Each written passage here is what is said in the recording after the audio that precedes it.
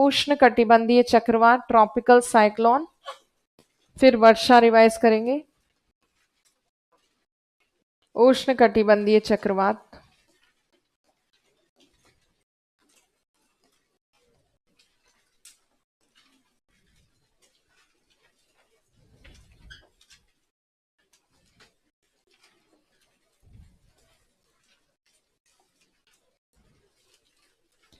Tropical cyclone, उष्ण कटिबंधीय चक्रवात। तो ये ट्रॉपिकल साइक्लोन्स बनते हैं ट्रॉपिकल जोन में, उष्ण कटिबंधीय क्षेत्र में, मतलब 5 डिग्री से 25 डिग्री अक्षांश के बीच में, दोनों गोलार्धों में, उत्तरी और दक्षिणी गोलार्ध। अच्छा, ट्रॉपिकल साइक्लोन्स मोस्टली बनते हैं ओशन में, महासागर में जो द्वीप होते हैं उन पर बनते हैं। ज्यादातर उष्ण कटिबंधीय चक्रवात द्वीपों पर बनते हैं 5 डिग्री से 25 डिग्री अक्षांश के बीच। अब आइलैंड्स जो होते हैं ओशनिक रीजन में, आसपास के जल की तुलना में ये स्थलीय भाग ज्यादा गर्म हो जाता है। तो लैंड रीजन जो कि आइलैंड है वहां बनता है लो प्रेशर, इसकी तुलना में पानी में होता है हाई प्रेशर। और ये हाई प्रेशर चारों तरफ है, यहाँ पे तो दो ही तरफ दिख रहा है आपको, पर द्वीप के आइलैंड के चारों तरफ हाई प्रेशर होता है, आइलैंड पे खुद पे लो प्रेशर बना होता है, क्योंकि आइलैंड बहुत ज्यादा गर्म हो जाता है। फिर विंड्स चलती हैं हाई प्रेशर से लो प्रेशर की तरफ, ऐसे विंड्स तेजी से जाती है। जितना प्रेशर में डिफरेंस होगा विंड्स की स्पीड उतनी ही तेज होगी, जितनी तेज पवने जाएंगी कोरियोलिस बल उसको उतना ही मोड़ेगा। और कोरियोलिस फोर्स अपने गोलार्ध के अकॉर्डिंग लगेगा, नॉर्दर्न हेमिस्फेयर में राइट साइड में, सदर्न हेमिस्फेयर में लेफ्ट साइड में। जिस हिसाब से कोरियोलिस फोर्स लगेगा उसके अकॉर्डिंग साइक्लोन की डायरेक्शन डिसाइड होगी। उत्तरी गोलार्ध में चक्रवात की दिशा होती है घड़ी की विपरीत दिशा में, और सदर्न हेमिस्फेयर में घड़ी की दिशा में क्लॉकवाइज। तो जब ये तेजी से हवाएं आती हैं लो प्रेशर की तरफ, तो निम्न दाब के चारों तरफ ये गोल घूमना शुरू करती है, किसके कारण? कोरियोलिस बल के कारण। गोल घूमते घूमते ये गर्म भी हो जाती है, और गर्म होकर ये ऊपर उठती। जब ये ऊपर जाती है वायु, तो अपने साथ आसपास समुद्र में बहुत सारा जलवाष्प है, वाटर वेपर, ये अपने साथ ऊपर लेकर जाती है वाटर वेपर। जलवाष्प जो ऊपर जाता है वो ठंडा होकर बनाता है बादल, जिससे होती है वर्षा। और ये जो एयर ऊपर गई है वायु, ये वायु घूम कर जाती है और वापस आकर उतरती है कहाँ? हाई प्रेशर के ऊपर, उच्च दाब के ऊपर वापस जाके ये उतरेगी। तो पूरा एक साइक्लोन का सिस्टम बन चुका है। एक ऐसा एरिया जहां से वायु ऊपर उठ रही है, बाकी एरिया ऐसे जहां पे वायु उतर रही है, अवतलित हो रही है। जहां पे वायु ऊपर उठ रही है गर्म होकर, ऊपर जाके बादल बना रही है, बादल बनाने की क्रिया को हम कहते हैं संघनन। संघनन के दौरान मुक्त होती है गुप्त ऊष्मा, लेटेंट हीट रिलीज होती है। किस टाइम पे? कंडेंसेशन के टाइम पे लेटेंट हीट। यही लेटेंट हीट चक्रवात को ऊर्जा प्रदान करती है। अब लेटेंट हीट कैसे? नीचे आपके जब वाटर वेपर, ये पानी था, ये जलवाष्प में परिवर्तित कैसे हो सकता है? आपको अगर पानी दे दिया जाए कि इसका वाष्प बनाओ, कैसे बनाओगे? गर्म करोगे पानी को। इसका मतलब पानी जब हीट लेता है तो हीट लेने के बाद वो बनता है वेपर, वाटर वेपर। यही जलवाष्प जब ऊपर जाता है उच्च वायुमंडल में, जब तक वो वेपर के फॉर्म में है, वाष्प के फॉर्म में, उसके अंदर क्या है? हीट है, ऊष्मा है। ऊपर जाने के बाद ये अगर अपनी ऊष्मा को छोड़ दे, तब ये कन्वर्ट हो सकता है किसमें? पानी की बूंद में। ये हीट है, ये जलवाष्प है। नीचे से जब ये ऊपर गया तो अपने साथ ये हीट को लेकर गया था। ऊपर जाने के बाद जब ये ठंडा होगा, जलवाष्प, वाटर वेपर, ये रिलीज करेगा अपनी हीट और खुद हो जाएगा ठंडा। ठंडा होकर बन जाएगा पानी की बूंद। ऐसी बहुत सारी बूंदों से बनता है बादल, जिससे होती है वर्षा। और संघनन की क्रिया में यही होता है, जलवाष्प जल में परिवर्तित होता है। Water vapour gets converted into water droplets. तो जब ये वाटर में कन्वर्ट हुआ तब इसने ऊपर जाके क्या रिलीज की? हीट। इसी हीट को कहते हैं गुप्त ऊष्मा, लेटेंट हीट। जब ये लेटेंट हीट ऊपर रिलीज होती है तो ये ऊपर जो गोल गोल घूम रही है वायु, इस एयर को ये हीट मिलेगी। हीट मिलते ही एयर के पार्टिकल्स का मूवमेंट हो जाता है फास्ट। वायु के कणों की गति तेज हो जाती है हीट मिलने से, और इसीलिए चक्रवात की तीव्रता बढ़ जाती है। किसके कारण? गुप्त ऊष्मा, लेटेंट हीट की वजह से साइक्लोन की इंटेंसिटी बढ़ जाती है। तो पूरे ट्रॉपिकल साइक्लोन को सारी एनर्जी मिलती है किससे? गुप्त ऊष्मा से, लेटेंट हीट से। इसीलिए उष्ण कटिबंधीय चक्रवात को बोलते हैं ऊष्मीय इंजन, हीट इंजन कहा जाता है इसको। ये पूरा जब साइक्लोन का सिस्टम बन चुका होता है, किसके ऊपर? द्वीप पर, आइलैंड पर। ये एक आइलैंड है। द्वीप पर जब ये पूरा एक सिस्टम बन चुका है, इसका व्यास, इसका डायमीटर, बीच वाला जो लो प्रेशर सेंटर है उसका डायमीटर लगभग 50 से 80 किलोमीटर के आसपास होता है। और लो प्रेशर का बीच बीच वाला जो क्षेत्र है, आंतरिक भाग, उसे कहते हैं चक्रवात की आंख, आई ऑफ साइक्लोन। और किनारे किनारे वाला जो क्षेत्र होता है उसको कहते हैं चक्रवात की दीवार, वॉल ऑफ साइक्लोन। जो भी आंधी तूफान वर्षा होती है वो चक्रवात के दीवार वाले क्षेत्र में होती है। बीच का जो क्षेत्र होता है बिल्कुल शांत परिस्थितियों वाला होता है। जैसे हमने बात की थी पहले भी, मौत का कुआं जो होता है मेले वगैरह में, मौत के कुएं में मोटरसाइकिल और करतब सारा दीवार पे चल रहा होता है। बीच का जो हिस्सा होता है वहां बिल्कुल शांत परिस्थितियां, कुछ भी नहीं हो रही होती है एक्टिविटी, सारी एक्टिविटी कहाँ होती है? दीवार पे। वैसे ही चक्रवात में भी गोल घूमते हुए वायु का ऊपर उठना, तेज हवाएं चलना, बारिश होना, आंधी तूफान आना, सब केवल कहाँ होता है? दीवार वाले क्षेत्र में। बीच का जो हिस्सा होता है चक्रवात का, जिसे आंख कहते हैं चक्रवात की, वहां बिल्कुल शांत परिस्थितियां होती है। ऐसा साइक्लोन का जब सिस्टम बन जाता है तो ये पूरा साइक्लोन का सिस्टम पूर्वा पवनों के प्रभाव में आगे बढ़ता है। ये पूर्वा पवने हैं, ईस्टलीज, और ये पूर्वा पवने से धकेलेंगी पूर्व से पश्चिम की तरफ, ईस्ट से वेस्ट की तरफ, तो इसको धक्का मिलेगा। और जैसे ईस्ट से वेस्ट की तरफ पूर्वा पवने से धकेलेंगी तो ये आइलैंड से, द्वीप से पहुंच जाएगा महासागर पर, ओशन पे। इसको भेजते हैं ओशन के ऊपर। ये मान लो इंडिया है, ये बे ऑफ बंगाल, बंगाल की खाड़ी में किसी आइलैंड के ऊपर साइक्लोन बन गया है, ये चक्रवात बना देते हैं किसी द्वीप के ऊपर। अब इसको पूर्वा पवने धक्का देंगी, धकेलेंगी, तो ये आगे बढ़ेगा, आइलैंड को छोड़ देगा और द्वीप को छोड़कर ये आगे बढ़ जाएगा। जैसे ये आगे बढ़ा, ये पहुंच गया किसके ऊपर? महासागर पर। ओशनिक रीजन पे पहुंचने के बाद इसको मिलने वाली जलवाष्प की मात्रा, वाटर वेपर का अमाउंट बढ़ जाएगा। ज्यादा वाटर वेपर मिलेगा तो ऊपर जाके कंडेंसेशन, संघनन की क्रिया ज्यादा होगी। जितना कंडेंसेशन होगा उतनी ज्यादा लेटेंट हीट रिलीज होगी। जितनी गुप्त ऊष्मा मुक्त होगी, चक्रवात की गति उतनी ही ज्यादा बढ़ेगी। तो आइलैंड से, द्वीप से जब महासागर पर विस्थापित होता है चक्रवात, तो चक्रवात की तीव्रता बढ़ जाती। शुरू में जब आइलैंड के ऊपर था चक्रवात, तो उस छोटे निम्न तीव्रता के चक्रवात को क्या कहते हैं? अवदाब, डिप्रेशन।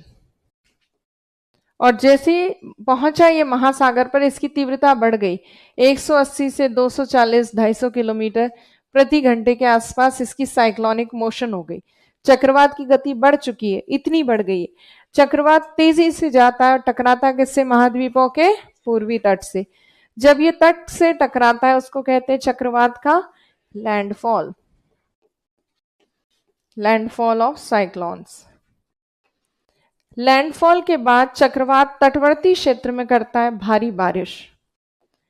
कोस्टल रीजन में भारी बारिश करने के बाद अंदर की तरफ जैसे जैसे जाता है चक्रवात, इसको मिलने वाली जलवाष्प की मात्रा, वाटर वेपर कम होगा तो लेटेंट हीट भी कम होगी, उससे धीरे धीरे साइक्लोन समाप्त होने लगेगा, धीरे धीरे खत्म हो जाएगा। तो जो आइलैंड से शुरू हुआ साइक्लोन, वो कोस्टल रीजन के पर आने के बाद अपने आप धीरे धीरे समाप्त हो जाता है। ज्यादातर साइक्लोन्स इंडिया के ईस्टर्न कोस्ट से टकराते हैं, क्योंकि ज्यादातर चक्रवात जो होते हैं उष्ण कटिबंधीय होते हैं। ट्रॉपिकल साइक्लोन्स को ईस्टलीज भेजती है, कहाँ? पूर्वी तट पे भेजती है, मेनली ईस्ट से वेस्ट की तरफ जाते हैं। सो मोस्टली साइक्लोन्स जो इंडिया के स्टेट्स को प्रभावित करते हैं, कौन कौन से भारत के राज्यों को प्रभावित करेंगे? पश्चिम बंगाल, उड़ीसा, आंध्र प्रदेश और तमिलनाडु, सबसे ज्यादा इनके ऊपर इम्पैक्ट रहता है। अब आपने सुना होगा और देखा भी होगा कि कभी कभी कुछ चक्रवात पहुंच जाते वेस्टर्न कोस्ट पे। पश्चिमी तट पे चक्रवात पहुंचने की एक दो स्थितियां होती है। तो या तो ये चक्रवात, और ये तो गोला ही बन गया, चक्रवात बिगड़ गया थोड़ा ही, वापस सुधरा ही नहीं है। तो मान लो चक्रवात यहाँ आया तमिलनाडु के कोस्ट पर, तमिलनाडु में हल्की वर्षा करने के बाद ये यहाँ से स्लाइड होके केरल की तरफ जा सकता है। यहाँ पे लैंड मास वाला एरिया कम है, या फिर यहीं से किनारे किनारे होता हुआ इधर पहुंच गया, तो शायद ये पश्चिमी तट पर जा सकता है। एक तो कारण ये हो सकता है। दूसरा कारण पश्चिमी तट पे वर्षा का या चक्रवात के पहुंचने का है कि सीजन कौन सा है उसके अकॉर्डिंग ये डिसाइड होता है। जैसे आपको पता है अप्रैल मई का जो महीना होता है उसमें ITCZ ऊपर चढ़ना शुरू कर देता है, क्योंकि मार्च में तो ITCZ सन कहाँ होता है, इक्वेटर पे। कितनी तारीख को? 21 मार्च। 21 मार्च के बाद ITCZ धीरे धीरे नॉर्दर्न हेमिस्फेयर की तरफ आने लगता है। उत्तरी गोलार्ध की तरफ आते आते अप्रैल मई के टाइम पे काफी ज्यादा ITCZ का कुछ भाग जो है ऊपर उठ चुका होता है, ऊपर आ जाता है धीरे धीरे। तो जब ITCZ काफी ऊपर पहुंच चुका हो और उस टाइम पे कोई साइक्लोन बने, तो ITCZ जैसे ही इंडिया के आसपास पहुंच जाता है वैसे इंडिया पर प्रभाव शुरू हो जाता है। किसका? साउथ वेस्ट मॉनसून विंड्स का। प्रॉपर ये विंड्स इंडिया में मॉनसून शुरू करती है जब ये बीच में आती है और जेट स्ट्रीम हटती है, पर शुरू में अप्रैल मई के टाइम पे भी ITCZ थोड़ा ऊपर आ चुका है, इसीलिए दक्षिण पश्चिम मानसून पवनें थोड़ा थोड़ा भारत पर प्रभावी हो जाती।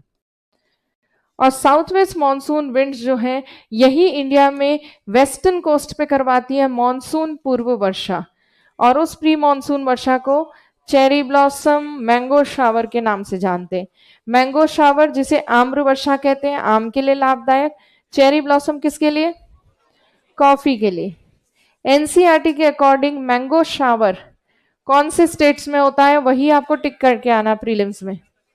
कर्नाटक में और केरल में मैंगो शावर, और चेरी ब्लॉसम केरल में।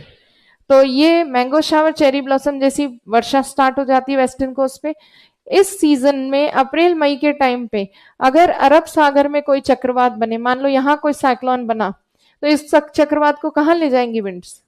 पश्चिमी तट पे ले जाएंगे, महाराष्ट्र के तट से टकराएगा, कभी कभी गुजरात के तट से टकराएगा। तो क्योंकि पछुआ पवने हैं वेस्ट से ईस्ट की तरफ भेज रही है साइक्लोन को, इसलिए चक्रवात भारत के पश्चिमी तट से टकराता है।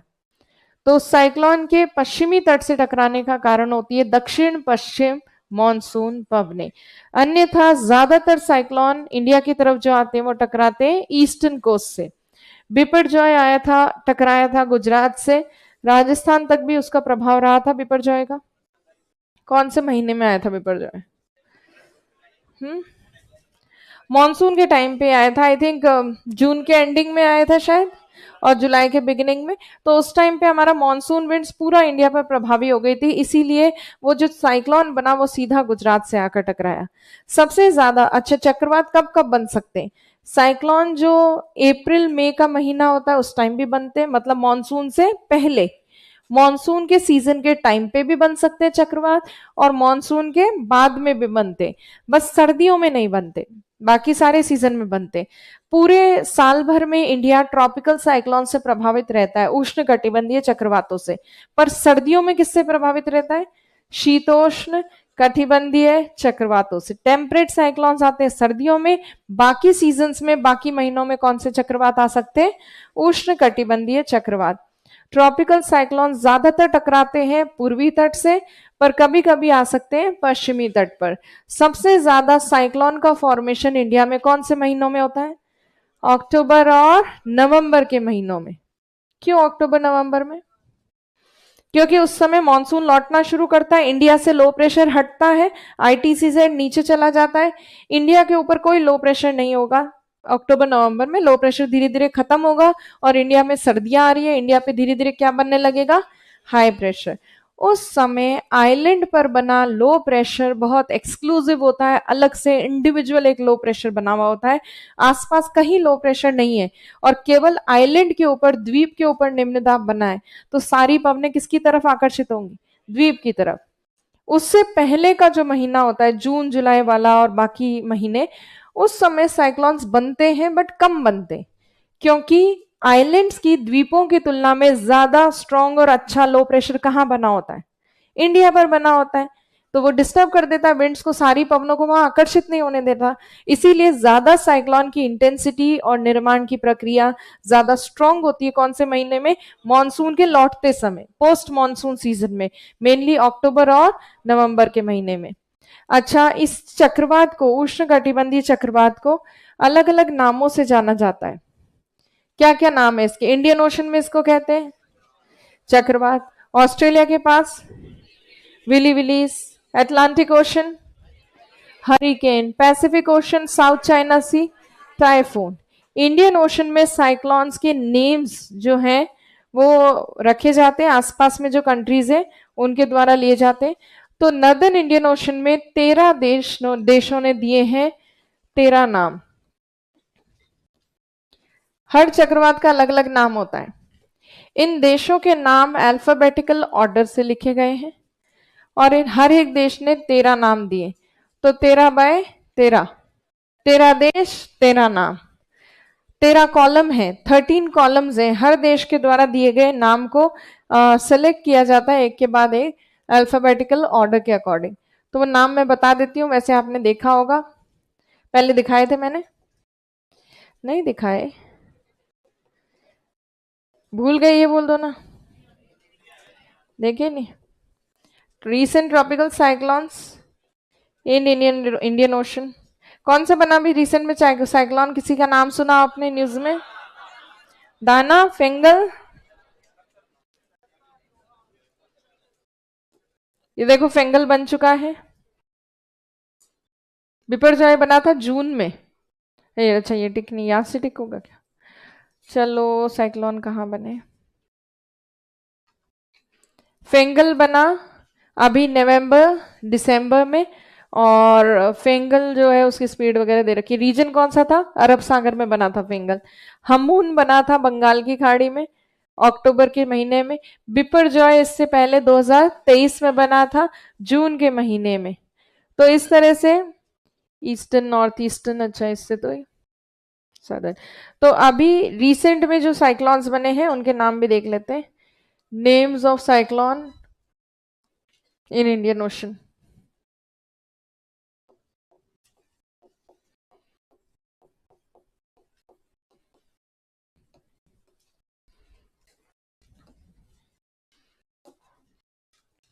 ये नामों की लिस्ट मैंने बताई होगी आपको पहले, ओपन करें, ये देखो ये आगे नाम, ये रहा। तो ये देखिए 13 देशों के द्वारा 13 नाम दिए गए हैं। देशों के नाम देख लें, Bangladesh, India, Iran, Maldives, Myanmar, Oman, Pakistan, Qatar, Saudi Arabia, Sri Lanka, Thailand, UAE और यमन। इनके द्वारा लिस्ट दी गई है। हर एक कॉलम सेलेक्ट किया जाता है पहले। जैसे ये फर्स्ट कॉलम ऑलरेडी कंप्लीट हो चुका है, इसके चक्रवात आ चुके हैं, निसर्ग, गति, निवार, बुरवी, ताउते, यास, गुलाब, ये सब आ चुके हैं मोचा तक। फिर बिपरजॉय आया लिस्ट 2 में जो सेलेक्ट स्टार्ट हुए साइक्लोन्स। फिर तेज आ चुका है, हमून आ चुका है, मिडली आ चुका है, मिचोंग आ चुका है, रेमल आ चुका, असना आ चुका, दाना आ चुका और फेंगल आ चुका। रिसेंट साइक्लोन जो ऑलरेडी आ चुका है वो है फेंगल। फेंगल नाम दिया गया था सऊदी अरेबिया द्वारा। अगला चक्रवात आएगा शक्ति, श्रीलंका द्वारा नाम दिया गया होगा। तो इस तरह से आगे भविष्य में कई सालों तक जो साइक्लोन्स आएंगे उनके नाम ऑलरेडी डिसाइडेड हैं। चक्रवात, उष्णकटिबंधीय चक्रवात हिंद महासागर में बना है नहीं बना, कितना स्ट्रांग है वो साइक्लोन, उसकी वार्निंग जारी करना, उसका नाम डिक्लेयर करना, ये किसका काम है? जैसे अल्नीनो का डिक्लेरेशन एनओएए करता है, वैसे इन चक्रवातों का नॉर्दर्न इंडियन ओशन में डिक्लेरेशन करता है इंडियन मीटरोलॉजिकल डिपार्टमेंट। भारत का मौसम विभाग जो है वो घोषणा करता है, क्योंकि यहाँ का सबसे बड़ा और प्रमुख देश कौन सा है? भारत। इन 13 देशों में देख लो सबसे मेन कौन लग रहा है? इंडिया। किसको दिख रहा है पाकिस्तान? ये देखो सबसे ज्यादा मेन एडवांसमेंट मौसम विभाग वगैरह सबसे स्ट्रांग इंडिया का ही, इसीलिए इंडिया करता है इन सब नामों के डिक्लेरेशन। तो ये हो गया चक्रवात के बारे में। चक्रवात करते समय हमने चक्रवात के प्रभाव भी देखे थे। विनाशकारी प्रभाव होते हैं मोस्टली, क्योंकि चक्रवात एक आपदा है, डिजास्टर है। और चक्रवात के कारण स्टॉर्म सर्ज क्रिएट होती है। क्या होती है स्टॉर्म सर्ज? महासागर का पानी भी हिल जाता है, डिस्टर्ब हो जाता है और तेज लहरें उठती है और वो आती है तटवर्ती क्षेत्र की तरफ, जिससे कोस्टल रीजन बहुत सारा पानी में डूब जाता है।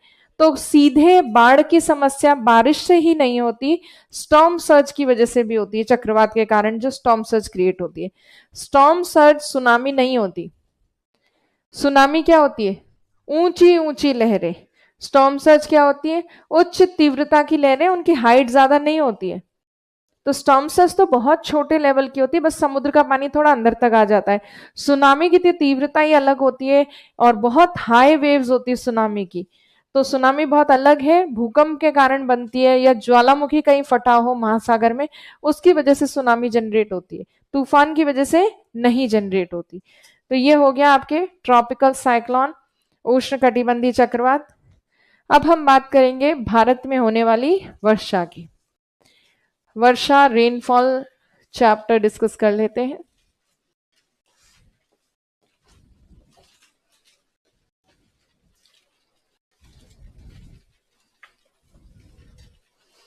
राजी हो रहे वर्षा की बात सुन के? चलिए, वर्षा में बताएं भारत में होने वाली अधिकतम वर्षा दक्षिण पश्चिम मानसून पवनों से होती है, पर साल की पूरे वार्षिक वर्षा का कितना प्रतिशत भाग? 75% पार्ट। किया था, कॉपी में किया आपने कभी? 74.9% वैसे, और राउंड फिगर में 73%, सॉरी 75%। तो 75% वर्षा प्राप्त होती है दक्षिण पश्चिम मानसून पवनों से। ये पवनें इंडिया में एंटर करती है दो ब्रांचेस के रूप में। कौन सी दो शाखाएं? अरब सागर की शाखा और बंगाल की खाड़ी की शाखा के रूप में। और इसमें से आप बताएं ज्यादा स्ट्रॉन्ग, ज्यादा प्रबल शाखा कौन सी होती है? अरब सागर की शाखा ज्यादा प्रबल होती है। ज्यादा बारिश कौन सी करवाती है? बंगाल की खाड़ी की शाखा। तो बे ऑफ बंगाल ब्रांच ज्यादा बारिश करवाती है, जबकि अरेबियन सी ब्रांच ज्यादा प्रबल होती है। इसमें क्या वर्षा ही नहीं है क्या? है, इसमें वर्षा ही नहीं है। देखो देखो, कहीं तो होंगे। नहीं, इसमें मुझे तो नहीं मिल रही भाई, कहीं वर्षा दिखे तो। है ही नहीं, वर्षा उड़ा दी यहां से इन्होंने। होती नहीं होगी, या तो पुराने प्राचीन काल में वर्षा ही नहीं होती होगी, या तो जिले तो है पीछे, कृषि भी है, वर्षा ही नहीं है बस। चलो, वर्षा मिसिंग है इसमें से, देख लो। बाकी हैंड रिटन नोट्स होंगे ना आपके पास? हाँ, इंडेक्स में पता नहीं इसका इंडेक्स है भी कि नहीं। क्या? नहीं, आपके तो हो रही है। प्रिंटेड नोट्स में अचानक गायब हो गई। को, कोई बात नहीं, कभी कभी होता है अल्नीनो के प्रभाव के कारण कुछ कुछ कॉपियों में बारिश नहीं हो पाई होगी, वो कारण हो सकता है। अच्छा, अब इंडिया की तरफ जो आती है मॉनसून विंड्स की ब्रांचेस, जिनके नहीं है कॉपी में वो देख लेना, नोट डाउन कर लेना। पहले आपने नोट्स में लिखा हुआ होगा, हर बैच में क्लासेस तो हुई है। फिर भी कुछ मिसिंग हो तो आप बता देना, पीडीएफ वगैरह ले लेना, फोटो कॉपी करा लेना दोस्तों से। दोस्ती नहीं है कोई तो फिर तो तुम्हारे स्टाफ से बात कर लेना, ज्यादा हो तो स्टाफ से दोस्ती कर लेना। ये सही है। चलो, अभी वर्षा के वितरण में और मानसून पवनों की शाखाओं के निर्माण में मुख्य भूमिका होती है पर्वतों आदि की, खासतौर पे रिलीफ फीचर्स में, उच्चावच में पर्वत, जैसे हिमालय पर्वत उत्तर में, यहाँ अरावली, ये विंध्याचल, सतपुरा, पश्चिमी घाट, अराकनयोमा पर्वत, पूर्वांचल की पहाड़ियां, गारो खासी, जैंतिया हिल्स, इन सब का रोल है मॉनसून के डिस्ट्रीब्यूशन में या रेनफॉल के डिस्ट्रीब्यूशन में। अरब सागर की सबसे पहली शाखा है कौन सी? पश्चिमी घाट शाखा, वेस्टर्न घाट ब्रांच। ये पश्चिमी घाट शाखा क्या करती है? पश्चिमी घाट के पश्चिमी ढाल से टकराकर ऊपर उठती है। कितना ऊपर? 900 से 1200 मीटर ऊपर उठती है, क्योंकि हमने वेस्टर्न घाट की एवरेज हाइट कितनी लिखी थी? 1200 मीटर औसत ऊंचाई। तो पश्चिमी घाट के ऊपर उठती है ढाल के सहारे। ये ऊपर जाने के बाद ये वायु ठंडी हो जाती है, इसमें उपस्थित जलवाष्प ठंडा हो जाता है, जिससे संघनन होता है, बादल निर्माण होता है और वर्षा प्राप्त होती है। पश्चिमी घाट का जो पूर्वी ढाल है, ईस्टर्न स्लोप, ईस्टर्न स्लोप जो कि पवन विमुखी ढाल है, यहां से उतरते वक्त ये पवनें कम बारिश करती। क्यों कम वर्षा करती हैं, इसका रीजन लिखा हुआ है एनसीईआरटी में एज इट इज, प्रीलिम्स में भी आ सकता है। पूर्वी ढाल पे कम वर्षा का कारण मॉइस्चर एक तो कम हो जाता है, प्लस हाँ लीवर्ड साइड जो है या पवन विमुखी ढाल, वहां पे पवने चढ़ नहीं रही है, पवने उतर रही है। नीचे की तरफ उतरने वाली जो वायु है उसका टेम्परेचर बढ़ता है, इसका तो टेम्परेचर धीरे धीरे कम हो रहा था, नीचे आने वाली का तापमान धीरे धीरे बढ़ता है, इसीलिए बादल निर्माण और वर्षा की स्थिति नहीं बन पाती, इसीलिए ईस्टर्न स्लोप्स पे कम वर्षा होती है। तो एनसीईआरटी में एज इट इज लिखा है कि पूर्वी ढाल पे कम वर्षा का कारण है नीचे की तरफ आने वाली वायु, जो एयर है या विंड है वो नीचे स्लाइड डाउन कर रही है, जिससे उसका टेम्परेचर इंक्रीज हो रहा है। पीछे की तरफ पश्चिमी घाट के बनता है एक वृष्टि छाया क्षेत्र, रेन शैडो रीजन, जहां वर्षा नहीं होती, रेन शैडो रीजन। तो इस तरह से पश्चिमी घाट शाखा जो है, पश्चिमी घाट के पश्चिमी ढाल पे भारी वर्षा करती है। कितनी भारी? 200 सेंटीमीटर से ज्यादा बारिश पश्चिमी घाट के पश्चिमी ढाल पे ज्यादा बारिश करती है, जिसे पवनाभिमुखी ढाल, विंडवर्ड स्लोप कहते हैं। लीवर्ड स्लोप पे या पूर्वी ढाल पे कम बारिश होती है, पीछे बनता है एक वृष्टि छाया क्षेत्र। दूसरी ब्रांच है अरेबियन सी की, उसका नाम है छोटा नागपुर शाखा। ये नर्मदा और तापी भ्रंश घाटी से होते हुए इंडिया के सेंट्रल पार्ट में जाती है, मध्यवर्ती भारत में करती है भारी वर्षा और बिहार में जाकर मिलती है बंगाल की खाड़ी की शाखा से। तो ये भ्रंश घाटी से एंटर करती है इंडिया में, रिफ्ट वैली से। फिर आपकी है हिमाचल शाखा, जिसे उत्तरी शाखा भी कहते हैं। ये गुजरात के सौराष्ट्र प्रायद्वीप से या काठियावाड़ पेनिनसुला से एंटर करती है, कच्छ से और वेस्टर्न राजस्थान से गुजर जाती है, बिना बारिश किए या ज्यादा बारिश नहीं करती। कारण अरावली पर्वत के समानांतर स्थित है, इसलिए सीधी चली जाती है, सीधी जाती है और पंजाब हरियाणा में जाकर मिलती है बंगाल की खाड़ी की शाखा से। दोनों ब्रांचेस मिल जाती है, मिलने के बाद स्ट्रांग हो जाती है, प्रबल होकर भारी बारिश करती है। कहाँ? वेस्टर्न हिमालयाज में, खास तौर पर हिमाचल प्रदेश में धर्मशाला में भारी वर्षा करती है। बंगाल की खाड़ी की शाखा शायद इंडिया में एंटर नहीं कर पाती, पर अराकन योमा पर्वत से टकराकर इंडिया में एंट्री लेती है। कौन सी दिशा से? दक्षिण पूर्वी दिशा से, साउथ ईस्टर्न डायरेक्शन से इंडिया में एंटर करती है। हिमालय से टकराने के बाद दो शाखाओं में डिवाइड होती है, एक पूर्वी शाखा और एक उत्तरी मैदानी शाखा, नदन प्लेन। यही मैदानी शाखा बिहार में मिलती है अरेबियन सी ब्रांच से, पंजाब हरियाणा में मिलती है अरब सागर की हिमाचल शाखा से। दोनों मिलकर स्ट्रॉन्ग बारिश करते हैं अच्छी खासी। यहाँ पर पूर्वी राजस्थान में बारिश होती है मैदानी शाखा से। ये मैदान की तरफ, पश्चिम की तरफ क्यों जा रही है, ईस्ट से वेस्ट क्यों जा रही है? क्योंकि यहां इंडिया में बना इंटेंस लो प्रेशर, प्रबल निम्न दाब है जो पवनों को पश्चिम की तरफ खींच रहा है, इसीलिए वो गंगा के मैदान में पूर्वी राजस्थान में ये वर्षा करती है। पूर्वी जो शाखा है, इसकी की एक उप शाखा गारो खासी जैंतिया पहाड़ियों में बारिश करती है और बाकी पूर्वांचल में बारिश करती है। गारो खासी जैंतिया पहाड़ियां इतनी भारी वर्षा क्यों प्राप्त करती? क्योंकि गारो खासी जैंतिया हिल्स ये कीपाकार रूप में फैली हुई है।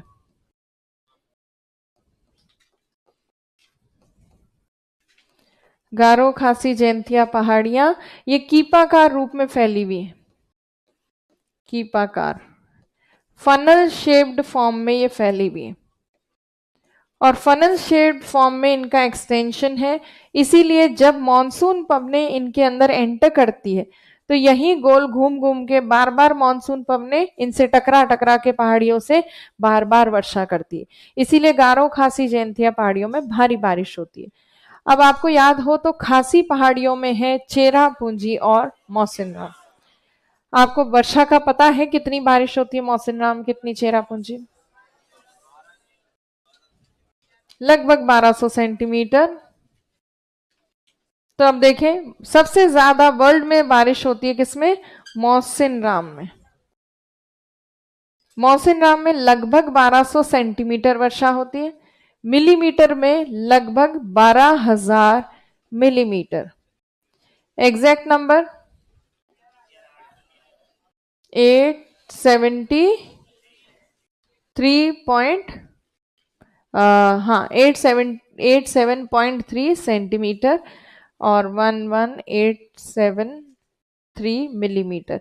तो मिलीमीटर में तो 11,000 समथिंग और सेंटीमीटर में 1100 समथिंग। और चेरापूंजी में इससे थोड़ी सी कम बारिश होती है।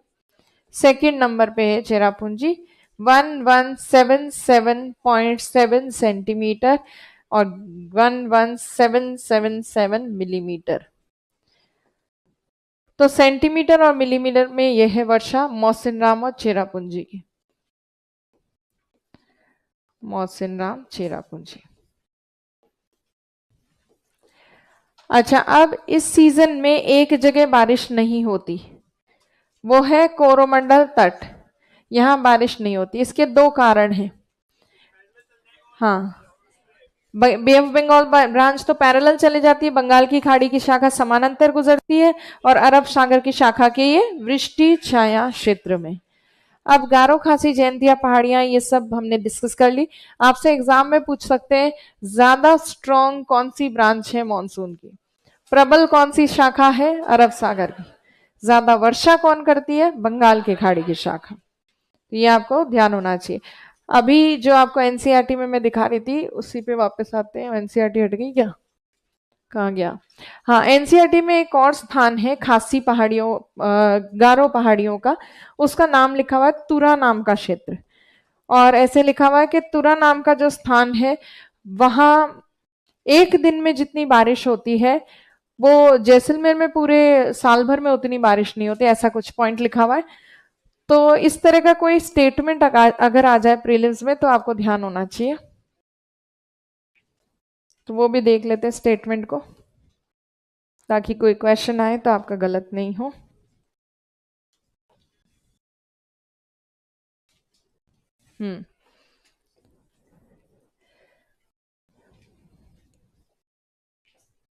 ये देखें यहां पे ये वाला paragraph,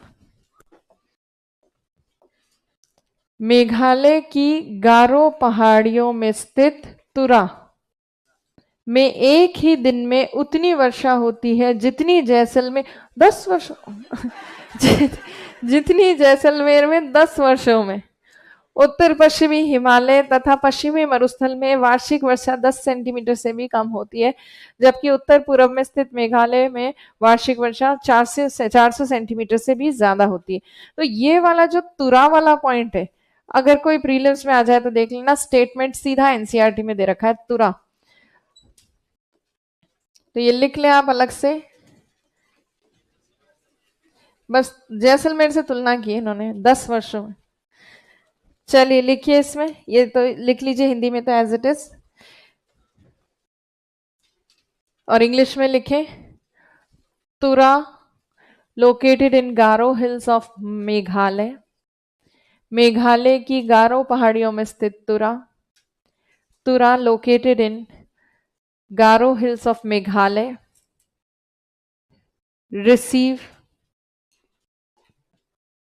receive as much rainfall in one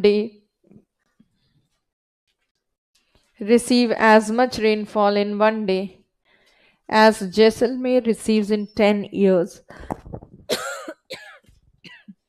हजम नहीं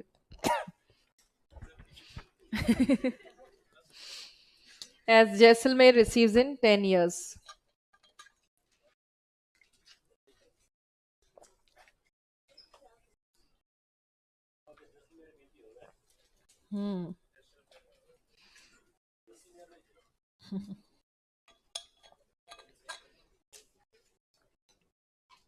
इतनी कम होती है कि बारिश जैसलमेर वालों होती है ना। इन्होंने तो एक दिन की तुलना 10 वर्षों से कर दी, मतलब अतिशयोक्ति कर दी। उतनी वर्षा होती है जितनी जैसलमेर में 10 वर्षों में। लिख लिया। किताबी बातें हैं, आ सकती एग्जाम में ऐसे कैसे। As much as Jaisalmer receives in 10 years। हाँ मिसप्रिंट हो गया हो सकता है, इसमें तो कई सारी चीजें मिसप्रिंट है। तो चलो, पर जो भी ये सवाल तो बना देते हैं सीधा के सीधा इनमें से उठा के। हो गया। अब आ जाते हैं बाकी वर्षा की चीजों के ऊपर। तो ये तो हो गई वर्षा आपके मॉनसून सीजन में दक्षिण पश्चिम मॉनसून पवनों से। मॉनसून में जो बारिश होती है इसमें हमने मॉनसून वर्षा की कुछ विशेषताओं की भी बात की थी। Special features of monsoon rain, क्या क्या विशेषताएं मॉनसून वर्षा की। पहली विशेषता तो है मौसमी है ये वर्षा। रेनफॉल सीजनल है क्योंकि केवल 2-3 महीनों में प्राप्त होती है, जून जुलाई अगस्त। दूसरी विशेषता, हाँ अनसर्टेन है, अनिश्चितता है। अनसर्टेनिटी अनिश्चितता क्यों है, क्योंकि हमारा मॉनसून निर्भर करता है बहुत सारे फैक्टर्स पे, बहुत सारे कारकों पर। फिर उसके अलावा देखिए ज्यादातर बारिश होती है दक्षिण पश्चिम मॉनसून पवनों से, पर इन पवनों की दिशा भी फिक्स नहीं है। इंडिया के मेन लैंड में एंटर करने के बाद, मुख्य भूभाग में प्रवेश करने के बाद इन पवनों की दिशा बदल जाती है। किस कारण से, पर्वतों के कारण, उच्चावच, दाब परिस्थितियां, प्रेशर कंडीशंस और रिलीफ फीचर्स के कारण इनकी डायरेक्शन बदल जाती है। फिर उसके बाद ये जो बारिश होती है जून जुलाई अगस्त में, ये बारिश कंटिन्यू नहीं होती। 1-2 दिन बारिश होगी, फिर 2-4 दिन नहीं होगी, 1-2 दिन फिर बारिश होगी, फिर 1-2 दिन नहीं होगी। जिन दिनों में बारिश होती है, बारिश वाले वर्षा वाले इन दिनों को कहते हैं वेट स्पेल्स, आर्द्र दौर बारिश वाले दिनों को कहते हैं। और जिन दिनों में वर्षा नहीं होती उनको कहते हैं सूखे अंतराल, ड्राई इंटरवल्स। और इन्हीं ड्राई इंटरवल्स को, सूखे अंतरालों को कहते हैं मॉनसून का विच्छेद।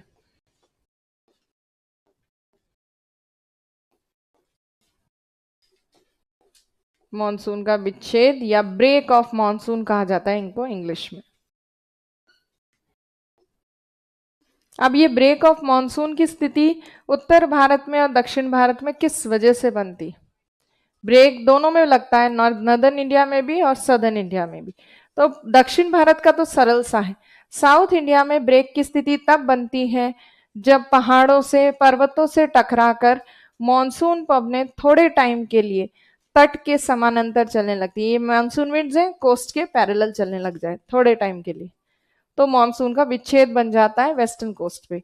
नॉर्थ इंडिया में मॉनसून के विच्छेद की स्थिति बनती है आईटीसी-जेड की चेंजिंग पोजीशन की वजह से।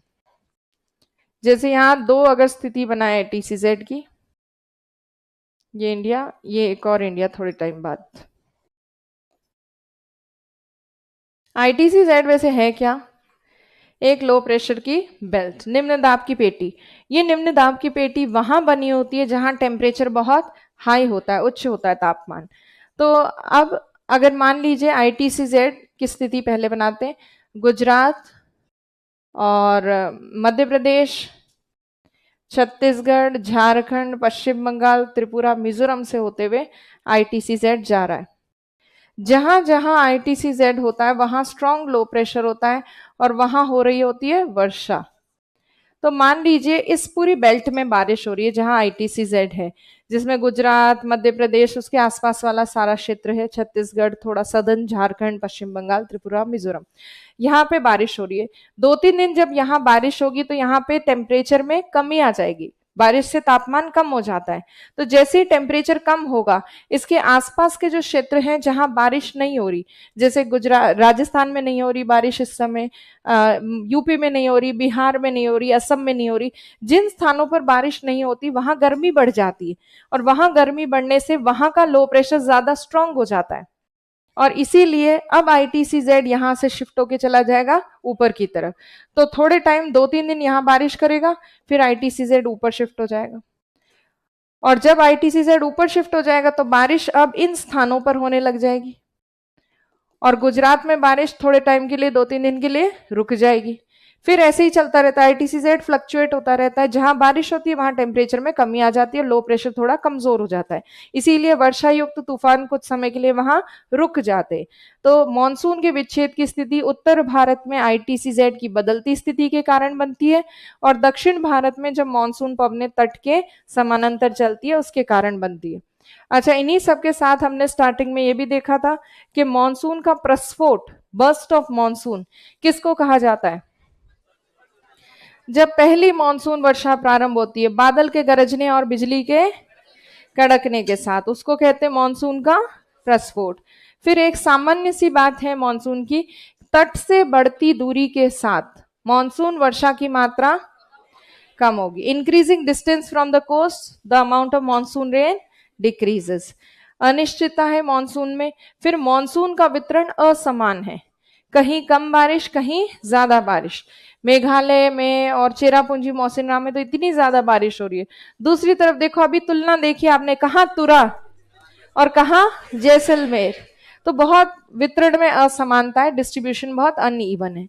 फिर हमारे भारत में वर्षा वाले दिनों की संख्या भी बहुत कम है, रेनी डेज काफी कम है। जैसे कोलकाता में रेनी डेज है 118 दिन, मुंबई में 75 दिन और चेन्नई में 55 दिन ही वर्षा होती है। तो वर्षा वाले दिनों की संख्या कम है। फिर वर्षा की वेरिएबिलिटी मतलब परिवर्तनशीलता वहां ज्यादा पाई जाती है जहां वर्षा कम होती है। रेनफॉल की वेरिएबिलिटी वहां ज्यादा है जहां रेनफॉल कम होती है। जैसे राजस्थान में रेनफॉल की वेरिएबिलिटी है 30%, कानपुर में 20%, कोलकाता में 11%। ये किसी को अगर नहीं समझ में आया हो तो वापस थोड़ा सा बता दूं। परिवर्तनशीलता मतलब हर साल जो वर्षा की मात्रा में अंतर आता है वो वहां पे ज्यादा परसेंटेज में बड़ा आंकड़ा आता है जहां पे बारिश कम होती है। जैसे उदाहरण के लिए मान लीजिए यहाँ राजस्थान, कानपुर और कोलकाता के हम आंकड़े लें। मान लीजिए औसत बारिश वर्षा जो वार्षिक वर्षा होती है राजस्थान में मान लीजिए 50 सेंटीमीटर, कानपुर में 100, कोलकाता में 200 सेंटीमीटर। मान लीजिए 2024 में हर जगह वर्षा की मात्रा में 10-10 सेंटीमीटर की वृद्धि हुई है। 10 सेंटीमीटर बारिश सब जगह ज्यादा हुई है, 10 सेंटीमीटर। तो अब बताएं कोलकाता में कितने परसेंट की बढ़ोतरी हुई वर्षा में? 5% की। तो कोलकाता में +5% का वेरिएशन रहा रेनफॉल में, और कानपुर में 10% की वृद्धि हुई, जबकि राजस्थान में कितनी वृद्धि हो गई? 20% की वृद्धि। तो आप देखिए नंबर परसेंटेज में बड़ा आ रहा है ऐसी जगह का जहां का वर्षा की मात्रा कम है। तो वर्षा की परिवर्तनशीलता वेरिएबिलिटी वहां ज्यादा दिखती है जहां रेनफॉल कम होती है। तो ये हमने वर्षा की विशेषताएं देख ली। विशेषताएं वगैरह करने के बाद हमने डिस्कस किया था कि भारत में जो मानसून का आगमन और निवर्तन होता है उसकी कुछ तिथियां निर्धारित है। क्या डेट्स है आपको याद होंगी, मैं मैप भी दिखाऊंगी आपको। पहले तो बताएं मॉनसून का आगमन इंडिया में कितनी तारीख को और कहां से होता है? अराइवल ऑफ मॉनसून 22 मई को। कहां से? मेन लैंड ऑफ इंडिया में कितनी तारीख? कहां से? और उत्तर पूर्वी राज्य कवर हो जाते हैं कितनी तारीख तक? नॉर्थ ईस्ट इंडिया 5 जून तक नॉर्थ ईस्ट इंडिया में रेनफॉल स्टार्ट हो जाती है, और लगभग आधा भारत कवर हो जाता है कितनी तारीख तक? 15 जून। 15 जून तक आधा भारत। राजस्थान में मानसून की एंट्री कितनी तारीख को? 25 जून। संपूर्ण भारत में वर्षा शुरू हो जाती है लगभग कितनी तारीख को? 8 जुलाई तक पूरा भारत कवर हो जाता है। तो आपके प्रीलिम्स में कोई शहरों के नाम आ सकते हैं, आपके जैसे शहर दे दे कोलकाता, कानपुर, तिरुवनंतपुरम, इसमें से बताओ कहाँ पहले बारिश होगी कहाँ बाद में बारिश होगी। तो आपको अंदाजे से फिर बताना है, आपका जो मैप है उसके बेसिस पे। मैप भी दिखा देती हूँ आपको। ये मॉनसून के आगमन का ये वाला मैप हम फॉलो करते हैं, ये पुराना मैप है, इसको फॉलो नहीं करते। नए मैप के अकॉर्डिंग देखें, अंडमान निकोबार में 22 मई को मानसून की एंट्री, 1 जून को मलाबार तट पे, 5 जून तक कवर हो जाता पूरा नॉर्थ ईस्ट इंडिया, 15 जून तक आधा भारत लगभग कवर हो जाता है, 25 जून को मानसून की एंट्री होती है राजस्थान में, 8 जुलाई आते आते मानसून पूरा इंडिया कवर कर लेता है। तो मानसून के आगमन का ये मैप आपके दिमाग में होना चाहिए। अगर मानसून के अराइवल की डेट्स आप देखो और नोटिस करो तो इंडिया में मानसून का अराइवल हो रहा है डेट वाइज अगर देखें साउथ ईस्ट से नॉर्थ वेस्ट की तरफ, उत्तर दक्षिण पूर्व से उत्तर पश्चिम की तरफ। तो पहले मानसून आएगा साउथ ईस्ट इंडिया में, फिर धीरे धीरे बढ़ेगा किसकी तरफ, नॉर्थ वेस्ट की तरफ, उत्तर पश्चिम की तरफ। लौटते समय इसका उल्टे पांव लौटेगा, लौटते समय पहले जाएगा वेस्ट इंडिया से, पहले हटेगा, लास्ट में जाएगा कहां से, साउथ इंडिया से। तो आगमन की डेट्स ये है, निवर्तन की इसकी बिल्कुल ऑपोजिट होंगी। ये देख लिया, मैप भी बनाया था हमने पहले। निवर्तन की तिथियों को देखें, 17 सितंबर से मानसून लौटना शुरू करता है। लौटने की तिथियां कुछ इस तरह से, उत्तर पश्चिम से दक्षिण पूर्व की ओर मानसून लौटना शुरू करता है। राजस्थान से मानसून निकल जाता है 30 सितंबर तक। अक्टूबर आते आते पूरे भारत से ही अक्टूबर के अंत तक मानसून धीरे धीरे निकल जाता है। 31 अक्टूबर आते आते काफी बड़ा पार्ट जो इंडिया का, वहां से मानसून लौट जाता है। लौटने का कारण, मानसून के लौटने का कारण क्या है, आईटीसी-जेड का दक्षिण की ओर विस्थापित होना। साउथ की तरफ आईटीसी-जेड शिफ्ट हो रहा है, इसलिए मानसून इंडिया से लौटना शुरू हो जाता है। अब पूरे साल भर की अगर वर्षा की स्थितियां देखें इंडिया में, तो कब कब कौन कौन से मौसम में सीजन में बारिश होती है, कितनी होती है, वो भी देखेंगे अभी। तो सबसे पहले विंटर सीजन में, सर्दियों में कहाँ बारिश होती है, किस कारण से होती है बताएं। सबसे पहले तो तमिलनाडु बता रहे हो, तो मतलब कोरोमंडल तट पर। कोरोमंडल तट पर कौन बारिश करवाता सर्दियों में, उत्तर पूर्वी मॉनसून पवने, नॉर्थ ईस्ट मॉनसून विंड्स कराती हैं। और सर्दियों में बारिश कहाँ होती है, उत्तर पश्चिमी भारत में वर्षा होती है। किसके कारण, मावट के कारण। मावट जिसको कहते हैं पश्चिमी विक्षोभ के कारण, western disturbance.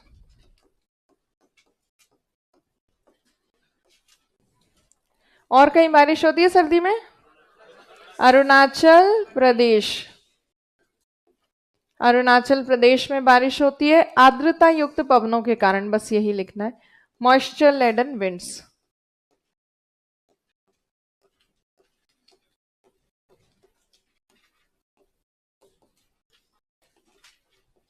Laden winds.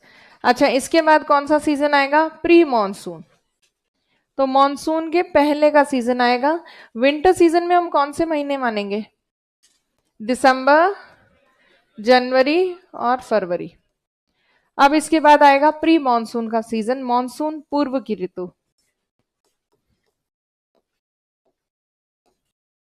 Pre monsoon season रहेगा मार्च, अप्रैल और मई।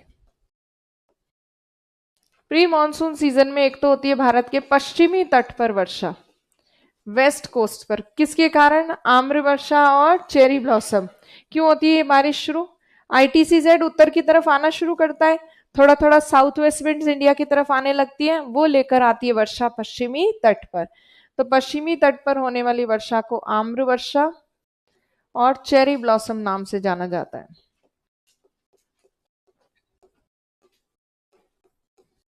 आम्र वर्षा का कोई और नाम पता है, नहीं, आम्र वर्षा क्या, चेरी ब्लॉसम का कोई और नाम पता है, फूलों वाली वर्षा, cherry blossom mango shower. Cherry blossom का चेरी से कोई रिलेशन नहीं है, किससे है, कॉफी से। पश्चिमी तट के अलावा मॉनसून पूर्व वर्षा और कहीं हो सकती है, थोड़ी बारिश हो सकती है चक्रवातों से, ट्रॉपिकल साइक्लोन से ईस्ट कोस्ट पे, क्योंकि पूरा इंडिया साउथ वेस्ट विंड्स के प्रभाव में नहीं होता, आधा नॉर्थ ईस्ट के, आधा साउथ वेस्ट के प्रभाव में होता है। तो भारत के पूर्वी तट पर अभी भी चक्रवात आ रहे होते हैं, ट्रॉपिकल साइक्लोन्स, ईस्ट कोस्ट, उष्ण कटिबंधीय चक्रवात से वर्षा। और कहां बारिश होगी बताएं, हाँ, असम और वेस्ट बंगाल में, काल बैसाखी के कारण।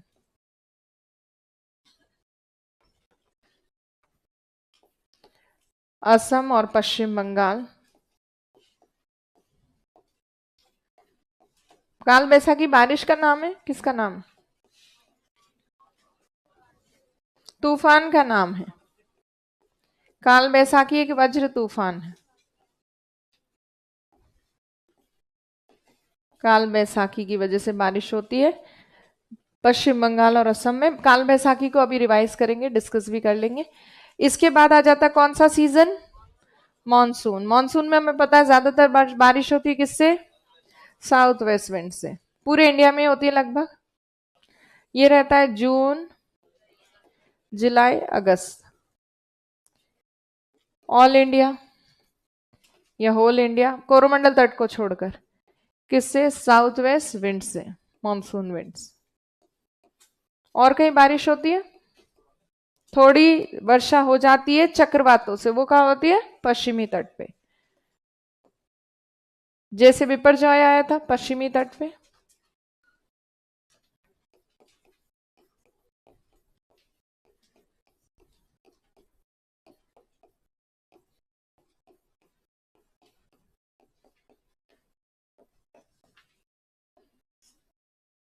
फिर लास्ट में आपके आ जाता है पोस्ट मॉनसून सीजन।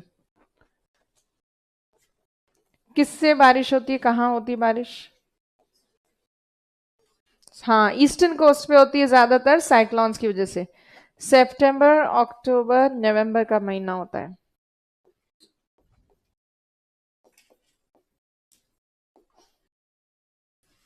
पूर्वी तट, किसी ने ये नहीं बना रखा, ये नहीं लिखा हुआ तो लिख लेना।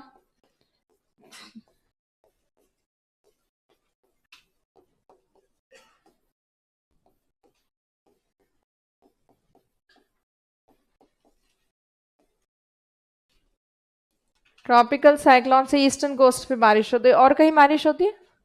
लौटता हुआ मानसून बारिश करते हुए जाता है ना थोड़ी थोड़ी। रिट्रीटिंग मानसून कोरोमंडल तट पे तो सर्दियों में होती है मेनली। आपके लौटता हुआ मानसून उत्तर पश्चिमी भारत से सितंबर में बारिश करता है, राजस्थान में भी कर रहा होता है 30 सितंबर तक, फिर मध्य भारत में अक्टूबर के एंड तक कर रहा होता है। तो रिट्रीटिंग मानसून थोड़ी थोड़ी बारिश करते हुए जाता है।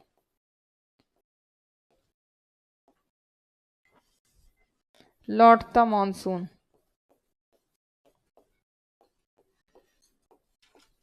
तो इस तरह से अलग अलग सीजन में इंडिया में बारिश होती है, अलग अलग स्थानों पर। मुख्य परीक्षा में ऑलरेडी क्वेश्चन आ चुका है कि सर्दियों में कहाँ बारिश होती है। शीत ऋतु वाली वर्षा पूछी जा चुकी है, तो आपके मेंस में भी काम आएगा ये, प्रीलिम्स में भी कोई क्वेश्चन बन सकता है।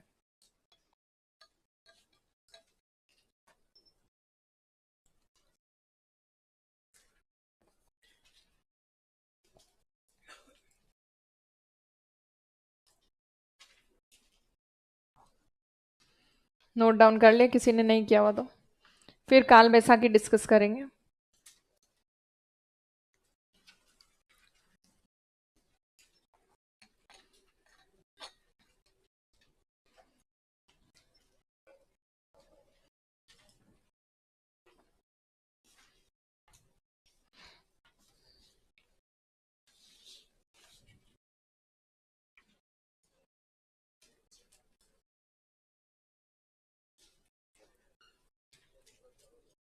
हो गया? कोई कर रहा है नोट डाउन?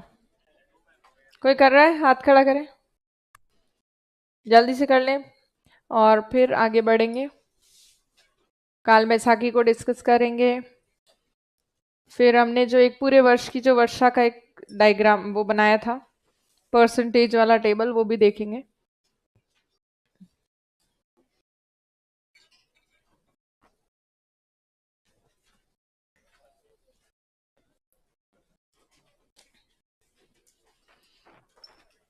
चलिए, अभी हो गया होगा। काल बैसाखी डिस्कस करेंगे अभी। उससे पहले ये देखो, ये वाला टेबल हमने बनाया था कि सर्दी में कितनी बारिश होती है, कितना सेंटीमीटर या मिलीमीटर, और कितना परसेंटेज होती है, वो वार्षिक वर्षा का कितना प्रतिशत होती है, ये बनाया था हमने। भारत में औसत वार्षिक वर्षा, एवरेज एनुअल रेनफॉल जो रिसीव होती है वो वैसे है 116 सेंटीमीटर, पर एनसीईआरटी में कितनी लिखी है? 125 सेंटीमीटर लिखी। वैसे रीसेंट आंकड़े ये हैं, पर एनसीईआरटी मानती है 125 सेंटीमीटर। तो आपके एनसीईआरटी के अकॉर्डिंग अगर 125 सेंटीमीटर आ जाए एवरेज एनुअल रेनफॉल इंडिया की, तो इसको भी सही मानेंगे। एनसीईआरटी 125 सेंटीमीटर बताती है, भारत का मौसम विभाग रीसेंट वाली अपनी एवरेज एनुअल रेनफॉल को 116 सेंटीमीटर बताते हैं।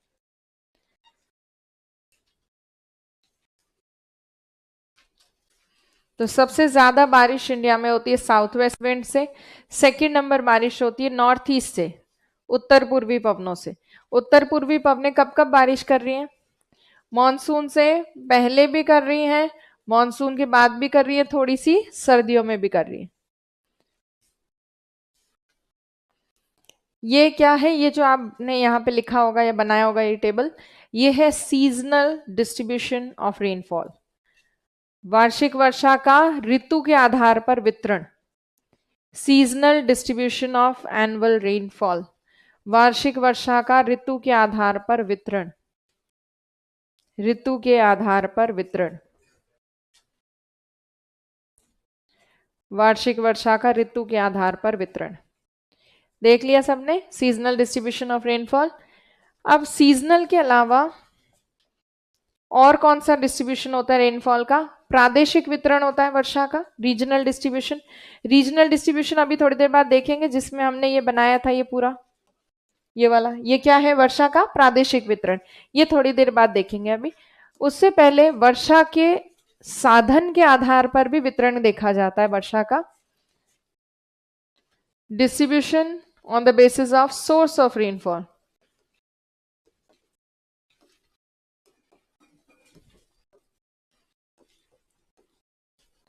सोर्स ऑफ रेनफॉल,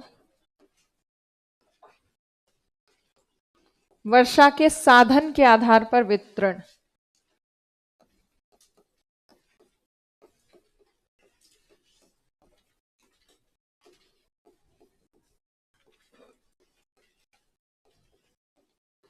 अब साधन के आधार पर जो वितरण है वो बहुत सिंपल सा है। सबसे बड़ा साधन जिससे वर्षा प्राप्त होती है कौन सी पवनें? South west, south west monsoon winds, दक्षिण पश्चिम मॉनसून पवनें 75% वर्षा करती हैं भारत में, वार्षिक वर्षा का 75% भाग। सेकंड नंबर पे आती है नॉर्थ ईस्ट मॉनसून विंड्स, उत्तर पूर्वी मॉनसून पवनें, ये 13% वर्षा करती हैं।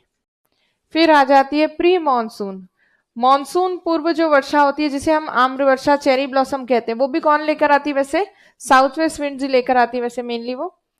प्री मानसून रेन जो है वो 10% प्री मानसून सीजन में होती है। और पश्चिमी विक्षोभ से कितनी बारिश होती है?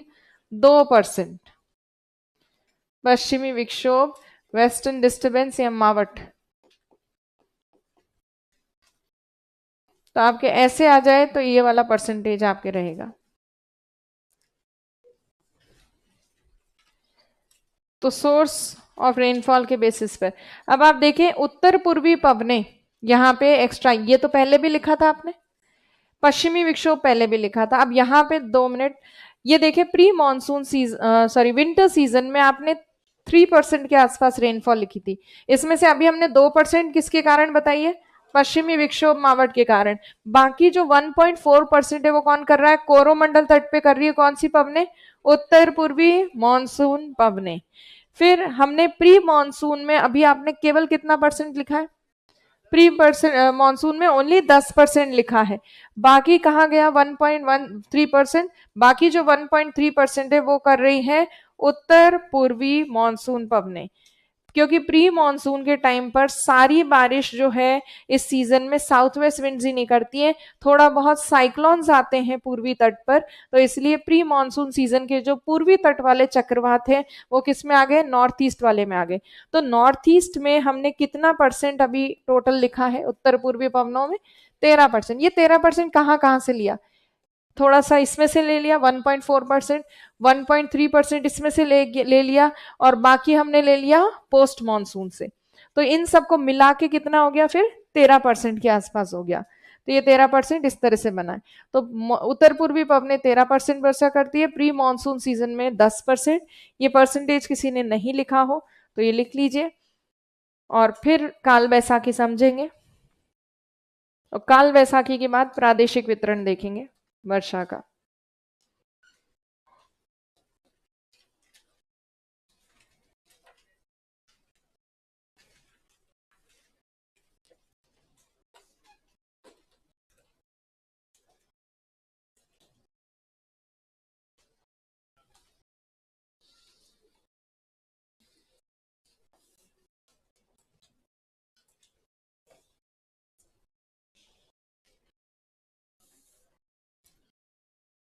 सबने बनाया हुआ है ये टेबल?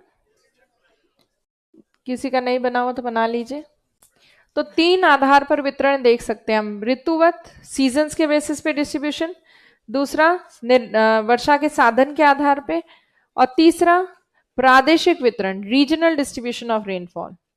रीजनल अभी देख ही लेंगे मैप बना के।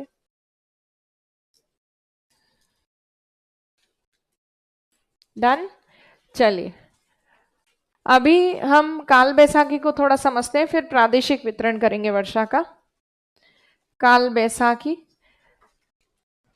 काल बैसाखी होती है बैसाख के महीने का काल, मतलब विनाशकारी परिघटना, डिस्ट्रक्टिव, या एक इम्पैक्ट होता है इसका, या एक कैलामिटी है ये काल बैसाखी। काल बैसाखी कौन से महीनों में आती होगी? अप्रैल और मई के महीने में। अप्रैल के मई के महीने में भी कब? सुबह शाम, कब? शाम को। शाम को ही क्यों? संध्या के समय क्यों? सुबह क्यों नहीं? अच्छा लगता है, शाम को फ्री होते हैं लोग उसको देखने के लिए, इसलिए शाम को। इसलिए क्योंकि सुबह सुबह जब सूर्योदय होता है तब टेम्परेचर इतना इंक्रीज नहीं होता, सूर्योदय के बाद 2 से 4 बजे के बीच में टेम्परेचर बहुत ज्यादा बढ़ जाता है, तब जाके काल बैसाखी बनने की स्थिति बनती है। काल बैसाखी अप्रैल मई के महीने में शाम को बनने वाला एक बहुत ही तीव्र विनाशकारी वज्र तूफान है, थंडर स्टॉर्म है। थंडरस्टॉर्म को ही हिंदी में वज्र तूफान कह सकते हो, तड़ित झंझा भी इसको कहा जा सकता है। तो एग्जाम में पता नहीं किस नाम से आए, तड़ित झंझा आ जाए तो भी आप कंफ्यूज मत होना। इंग्लिश का ये थंडरस्टॉर्म नाम याद रखो, ये तो चेंज नहीं होगा। तो वज्र तूफान या तड़ित झंझा है। और इस काल बैसाखी का प्रभाव मेनली पश्चिम बंगाल और असम में होता है। काल बैसाखी से वर्षा भी प्राप्त होती है, तूफान है तो वर्षा भी करेगा, और ये वर्षा कुछ फसलों को फायदा पहुंचाती है। जैसे किसको? चाय और पटसन और जूट, जूट और राइस, इनकी खेती के लिए, इनकी फसलों के लिए बहुत लाभदायक होती है वर्षा। काल बैसाखी बनती कैसे है वो देखें। भारत में अप्रैल और मई के महीने में उत्तर पश्चिमी भारत से गर्म हवाएं चलने लगती है, लू के भी नाम से हम जानते हैं उनको। तो गर्म और शुष्क हवाएं नॉर्थ वेस्टर्न इंडिया से आती हैं। पश्चिम बंगाल के तटवर्ती क्षेत्र से ठंडी और आर्द्र पवनें आती है। गर्म हवाएं ठंडी हवा से मिलती है, शुष्क हवाएं आर्द्र हवा से मिलती है। दो भिन्न प्रकृति की, डिफरेंट नेचर की जैसे ही एयर मिलती है, उनमें तेजी से हीट का, ऊष्मा का आदान प्रदान होता है, मॉइस्चर का एक्सचेंज होता है, जिसकी वजह से सडनली यहाँ क्रिएट होता है एक थंडरस्टॉर्म, तूफान बनता है यहाँ पर। और पश्चिम बंगाल में ये जो तूफान बनता है, यही पश्चिम बंगाल का तूफान आगे तक चला जाता है, कहाँ तक? असम तक। तो पश्चिम बंगाल और असम में ये तूफान बनता है, इससे बारिश वगैरह होती है। अब काल बैसाखी का निर्माण उत्तर पश्चिमी भारत से आने वाली गर्म हवाएं कर रही, इसीलिए काल बैसाखी का दूसरा नाम है नॉरवेस्टर। नॉरवेस्टर भी कहते हैं इसको। काल बैसाखी में जो तेज हवाएं चलती है वो तो बहुत विनाश करती हैं, पर जो वर्षा होती है वो कुछ फसलों के लिए लाभदायक होती है। अब असम में ये जो काल बैसाखी बनती है या तूफान बनता है, असम में स्थानीय भाषा में इसको कहते हैं बारदोली छीड़ा। बारदोली छीड़ा कहा जाता है इसको असम में। अब एनसीईआरटी जो हिंदी वाली उसमें तो सही लिखा हुआ है बारदोली छीड़ा, इंग्लिश वाली एनसीईआरटी में बारदोली सीला लिखा है, छीड़ा की जगह। तो छीड़ा आए, सीला आए, बारदोली आ जाए तो मतलब काल बैसाखी। तो इंग्लिश में थोड़ी स्पेलिंग मिस्टेक है एनसीईआरटी में, तो आप उसमें कंफ्यूज मत होना। बारदोली सीला, बारदोली छीड़ा असम में आने वाली काल बैसाखी को ही कहते हैं। तो ये है काल बैसाखी, कलामिटी ऑफ बैसाख, बैसाख का काल अत्यधिक विनाशकारी। इससे अवसंरचनाएं, इंफ्रास्ट्रक्चर बिल्कुल खराब हो जाता है, कई बार नष्ट हो जाता है, बिजली के खंभे गिर जाते हैं, पेड़ गिर जाते हैं, आवागमन की सुविधा अवरुद्ध हो जाती है, बहुत सारी प्रॉब्लम्स क्रिएट होती हैं। काल बैसाखी क्लियर है। अब वर्षा का प्रादेशिक वितरण देख लेते हैं, regional distribution of rainfall. Regional distribution में बस हमें मैप याद होना चाहिए और कुछ नहीं। तो रीजनल डिस्ट्रीब्यूशन में सबसे पहले तो हम बात करते हैं कि प्रादेशिक वितरण भारत में वर्षा का बहुत असमान है। औसत वार्षिक वर्षा 116 सेंटीमीटर प्राप्त होती है, एनसीईआरटी के अकॉर्डिंग 125 सेंटीमीटर।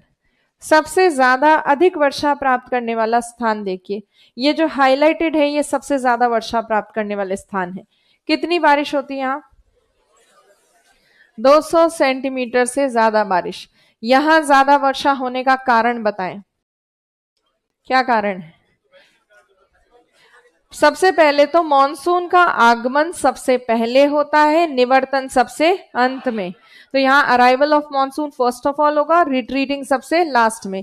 दूसरा, ये प्लेसेस बिल्कुल कोस्ट के पास में है, तट के पास है, जैसे पश्चिमी घाट और पश्चिमी तट बिल्कुल तट के पास, आइलैंड ग्रुप बिल्कुल पानी के संपर्क में, इसीलिए ज्यादा वर्षा होती है यहाँ पर। कहाँ कहाँ कौन कौन से प्लेसेस इसमें इंक्लूडेड होंगे बताएं, देख के बता दे भले। अंडमान निकोबार, लक्षद्वीप और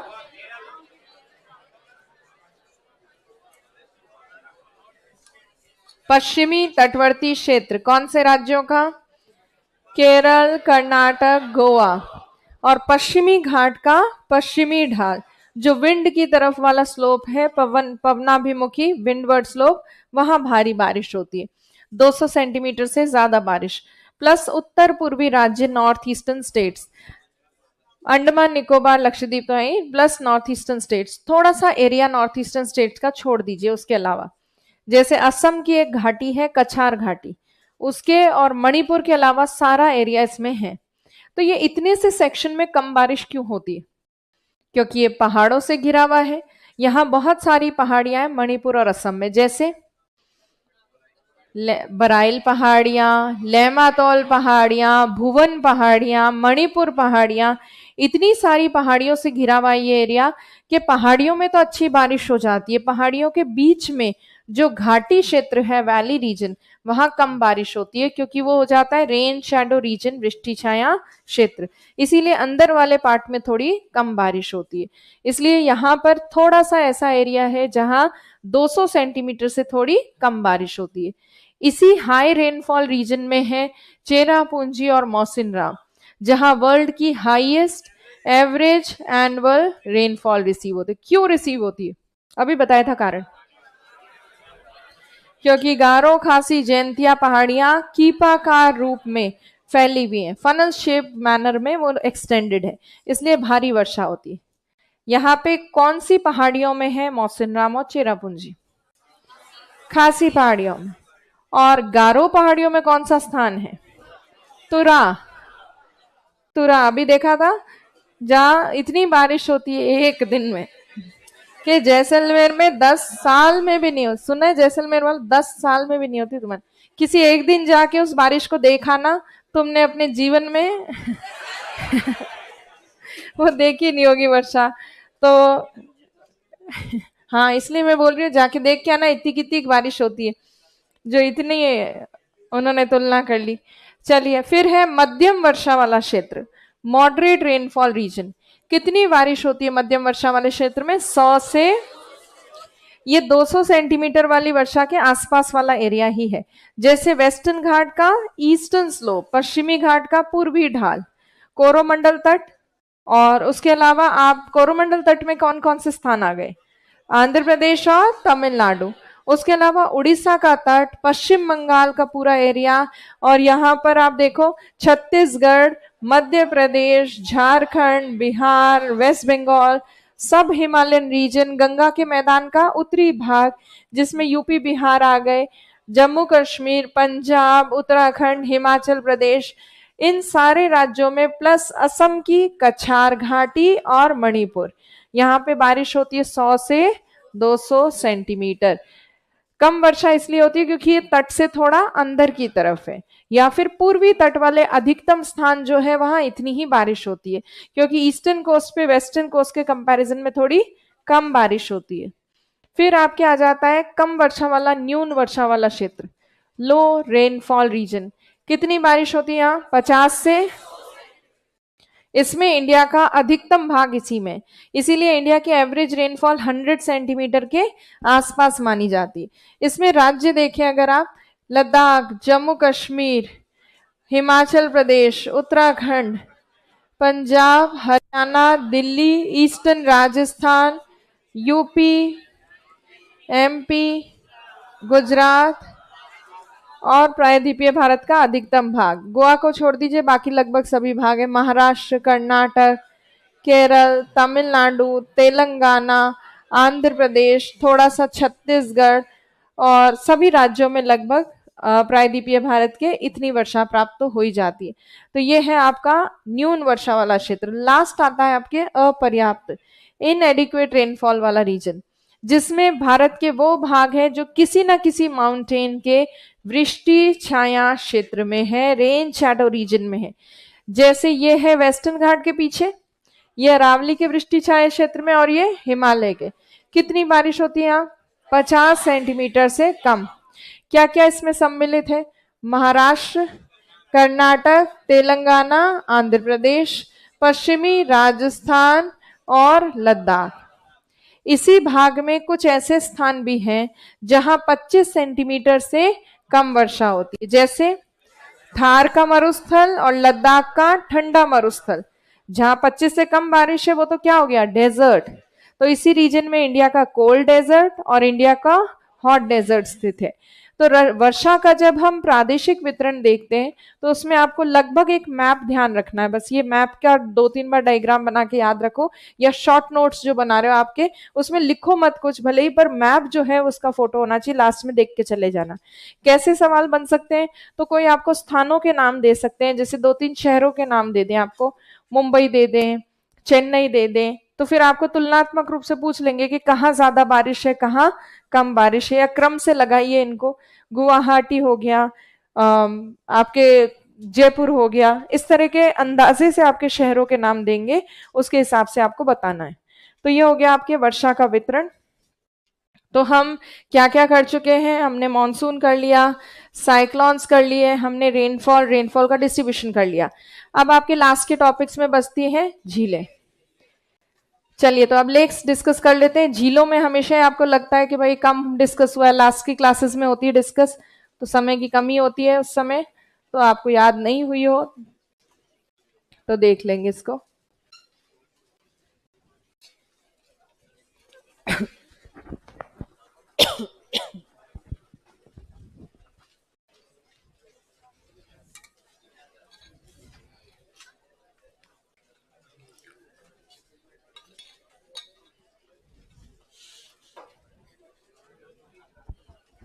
चलिए,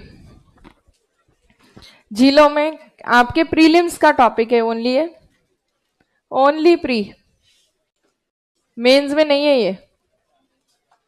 तो कैसी झीलें, मैंने बार बार आपको बताया ओनली प्रीलिम्स में आएंगी अगर, तो इंपॉर्टेंट झीलें ही आपसे पूछेंगे। हर कोई एरी गिरी झील तो पूछेंगे नहीं, इंपॉर्टेंट लेक्स ही पूछी जाएंगी। इंपॉर्टेंट झीलें कौन सी हैं? या तो उनसे जुड़ा कोई इंपॉर्टेंट फैक्ट हो, या फिर वो झीलें रामसर स्थलों में सम्मिलित हो, या वो झील अभी न्यूज में चल रही हो। यही 3 ऑप्शन हो सकते हैं। अब इंपॉर्टेंट फैक्ट अगर देखें झील से रिलेटेड, तो महत्वपूर्ण तथ्य झील से संबंधित हो सकते हैं, या तो वो सबसे बड़ी झील हो भारत की, या वो सबसे लंबी झील हो भारत की, या उसके साथ कोई इंपॉर्टेंट पॉइंट जुड़ा हो, जैसे फ्लोटिंग नेशनल पार्क वाली झील, तैरते हुए द्वीप वाली झील, यही हो सकता है। अब सबसे बड़ी झीलों में हम देखते हैं अक्सर भारत में सबसे बड़ी मीठे पानी की झील फ्रेश वाटर लेक, और सबसे बड़ी लवणीय झील। फ्रेश वाटर लेक में सबसे बड़ी तो है वुलर, और खारे पानी की झीलों में चिल्का। आंतरिक भाग में खारे पानी की सबसे बड़ी झील है सांबर। सबसे लंबी झील की बात करें तो वो है वेम्बनाड। और फिर हाँ, सबसे ऊंची भी करेंगे अभी। और फ्लोटिंग नेशनल पार्क, तैरते हुए द्वीपों वाली, तैरते हुए लोकटक, कौन से राज्य में है? मणिपुर। फिर आपके है सबसे ऊंची झील, हाईएस्ट लेक इंडिया की, हाँ, चोलामो या सोलामो। तसोलामो भी कह सकते हैं इसको, चोलामो, सोलामो, कई नामों से जाना जाता है। तो ये आपकी इंपॉर्टेंट कुछ झीलें हो गई, प्लस रामसर स्थल कितने, 85। न्यूज में एक कुछ समय पहले झील थी उत्तराखंड की रूपकुंड झील, मानव कंकाल और जलवायु परिवर्तन के कारण सिकुड़ती जा रही है ये झील। तो आपके झीलों में अगर आप ये पॉइंट्स कर लोगे, ये झीलें कर लोगे तो भी काफी होगा, ओनली प्रीलिम्स के टॉपिक्स में है। तो अब आप रूपकुंड झील को सबसे पहले देख लेते हैं। रूपकुंड झील उत्तराखंड में स्थित है, मीठे पानी की झील है, फ्रेश वाटर लेक। और इस मीठे पानी की झील का न्यूज में इसलिए चर्चा चल रही थी क्योंकि जलवायु परिवर्तन के कारण ये सिकुड़ती जा रही है। इस झील के पास मिले हैं मानव कंकाल, जिनकी अभी भी खोज चल रही है कि क्यों है वहां पे इतने सारे मानव कंकाल। और ये ग्लेशियल लेक है, मतलब हिमनद से बनने वाली झील। किसी के ये पॉइंट्स नहीं लिखे हुए हो तो लिख लीजिए। रूपकुंड झील उत्तराखंड में स्थित मीठे पानी की झील, इस झील के पास मानव कंकाल पाए गए। Human skeletons were found near this lake, human skeletons were found near this lake. जलवायु परिवर्तन के कारण ये झील सिकुड़ती जा रही है, जलवायु परिवर्तन के कारण ये झील सिकुड़ती जा रही है। Because of climate change this lake is shrinking, because of climate change this lake is shrinking. जलवायु परिवर्तन के कारण यह झील सिकुड़ती जा रही है।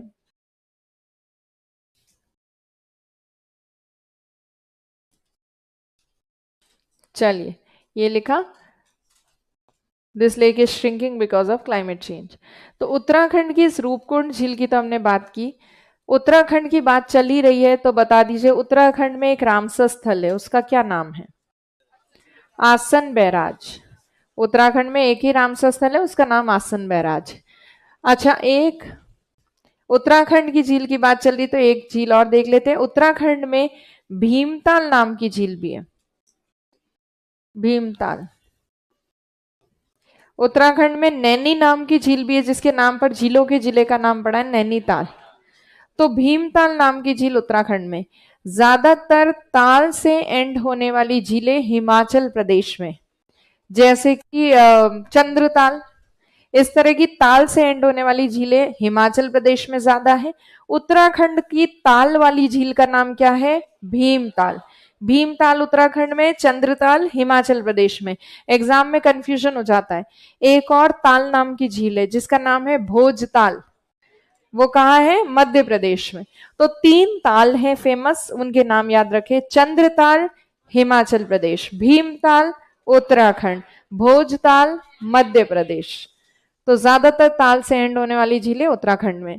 तो ये तो हो गया रूपकुंड झील के बारे में। रामसर साइट्स अभी करेंगे थोड़ी देर में। अब सबसे बड़ी मीठे पानी की झील और इन सबको देख लेते हैं। सबसे बड़ी मीठे पानी की झील का नाम है वुलर। कौन से राज्य में, आपको पता होगा, जम्मू कश्मीर।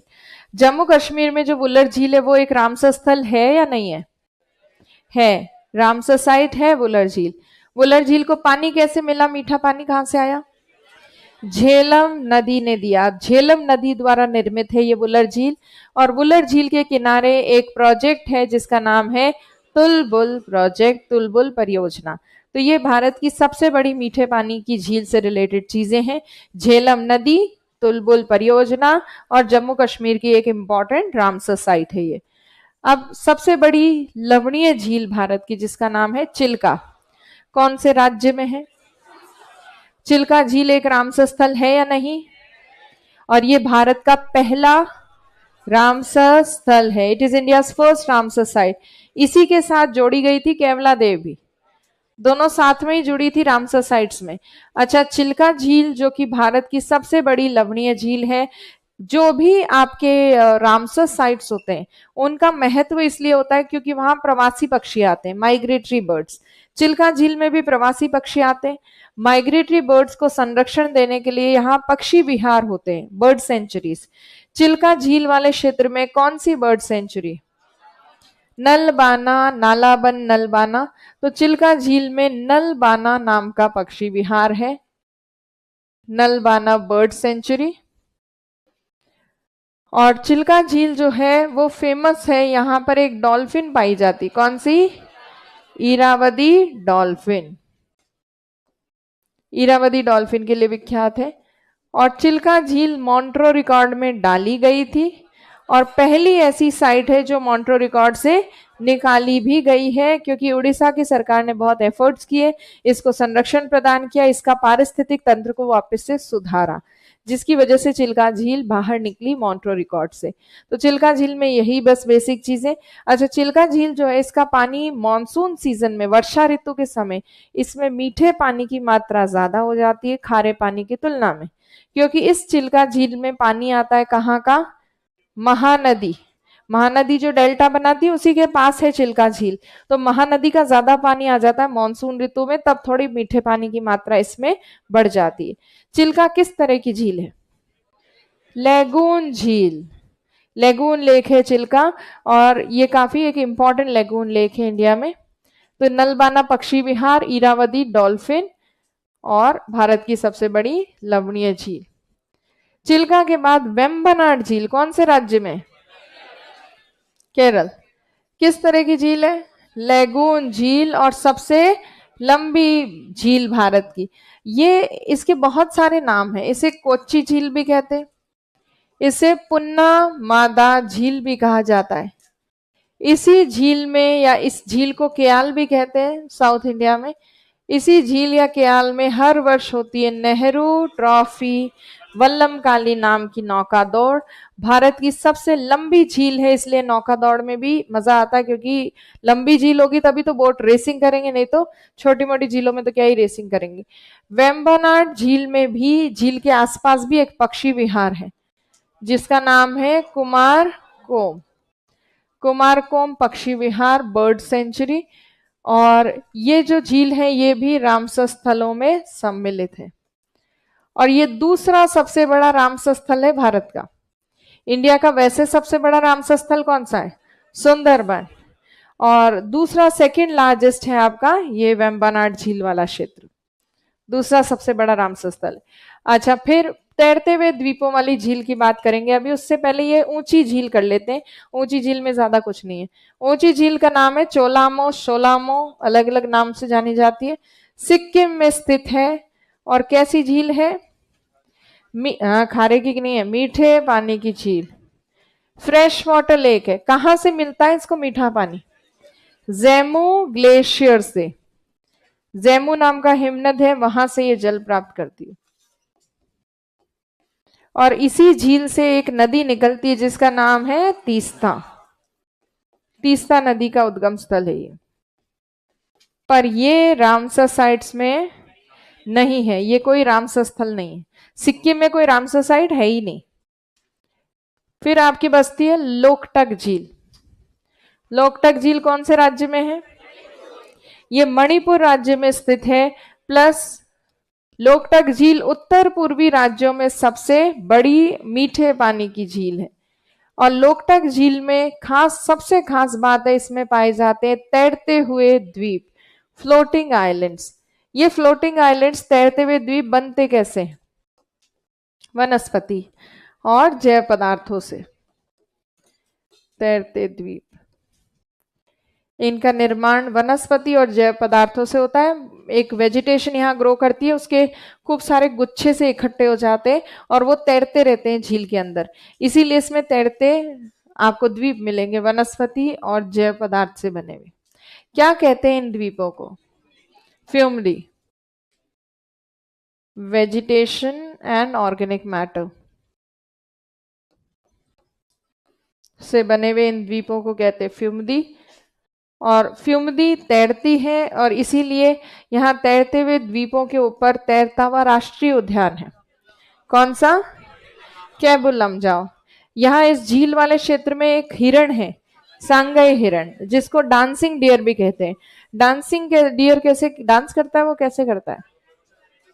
वो एक द्वीप से जब दूसरे द्वीप पे कूदता है तो उसका बैलेंस बिगड़ता है, उसके बाद वो संतुलन बनाने की कोशिश करता है और ऐसा लगता है कि वो डांस कर रहा है, इसलिए उसको डांसिंग डियर कहते हैं। डांसिंग डियर को संरक्षण प्रदान करने के लिए केबुल लमजाओ नेशनल पार्क है यहाँ, वर्ल्ड का एकमात्र ऐसा नेशनल पार्क जो कि तैरता हुआ है, पहला एकमात्र तैरता हुआ राष्ट्रीय उद्यान है ये केबुल लमजाओ। तो लोकटक झील मणिपुर की है और ये भी एक रामसर स्थल है। ये रामसर स्थल होने के साथ साथ इसमें बहुत खतरा मंडरा रहा है, इसलिए किसमें, मॉन्ट्रो रिकॉर्ड में भी है। इंडिया की कितनी साइट्स है मॉन्ट्रो रिकॉर्ड में भी?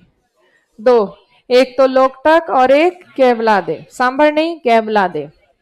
तो ये ओनली दो साइट्स है जो मॉन्ट्रो रिकॉर्ड में, जबकि रामसर साइट में 85, 85 रामसर में और 2 किस में, मॉन्ट्रो रिकॉर्ड में। अब रामसर साइट्स जो इंपॉर्टेंट है उनको हम देख लेते हैं। यहाँ पे मैंने मैप मंगवाया है। हाँ, नेशनल पार्क का नाम ध्यान नहीं, केबुल लमजाओ।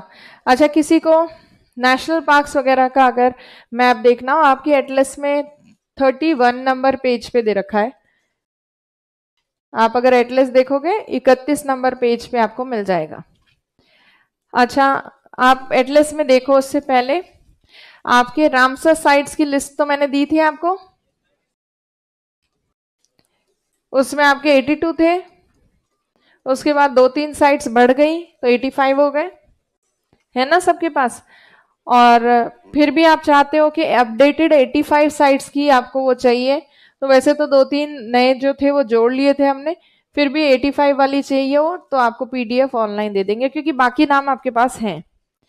नेशनल पार्क्स की लिस्ट आपको चाहिए हो तो ऑनलाइन पीडीएफ डाल सकते हैं। वाइल्ड लाइफ सेंचुरी डाल दिया, वाइल्ड लाइफ सेंचुरीज 500 से भी ज्यादा है, होंगी नहीं याद, पर तुम्हारे वो हो क्या कहते हैं, कोई गलत फहमी हो कि मैं तो पता नहीं यही याद करके और पूरा पार कर लूंगा, तो 573 है wild life sanctuaries, national parks 106 है। ये याद होने वाली, इतने सारे याद होने वाली चीजें नहीं है, फिर भी आप चाहो तो लिस्ट तो डलवा देंगे। याद क्या करना है, आपके एटलस के अंदर जो पेज नंबर 31 है हिंदी एटलस में, इंग्लिश में शायद 41 नंबर पेज, उसमें मैप में आपके wild life sanctuaries, national parks, वो सब एक मैप पे थोड़ा बहुत बना रखे, सारे नहीं बने हुए बट लिमिटेड इंपॉर्टेंट वाले बने हुए, तो आप उतना भी कर लोगे तो भी काफी होगा। सारे याद नहीं होते तो कम से कम एटलस वाले जो दे रखे main points, main national parks, वो तो देख सकते हो।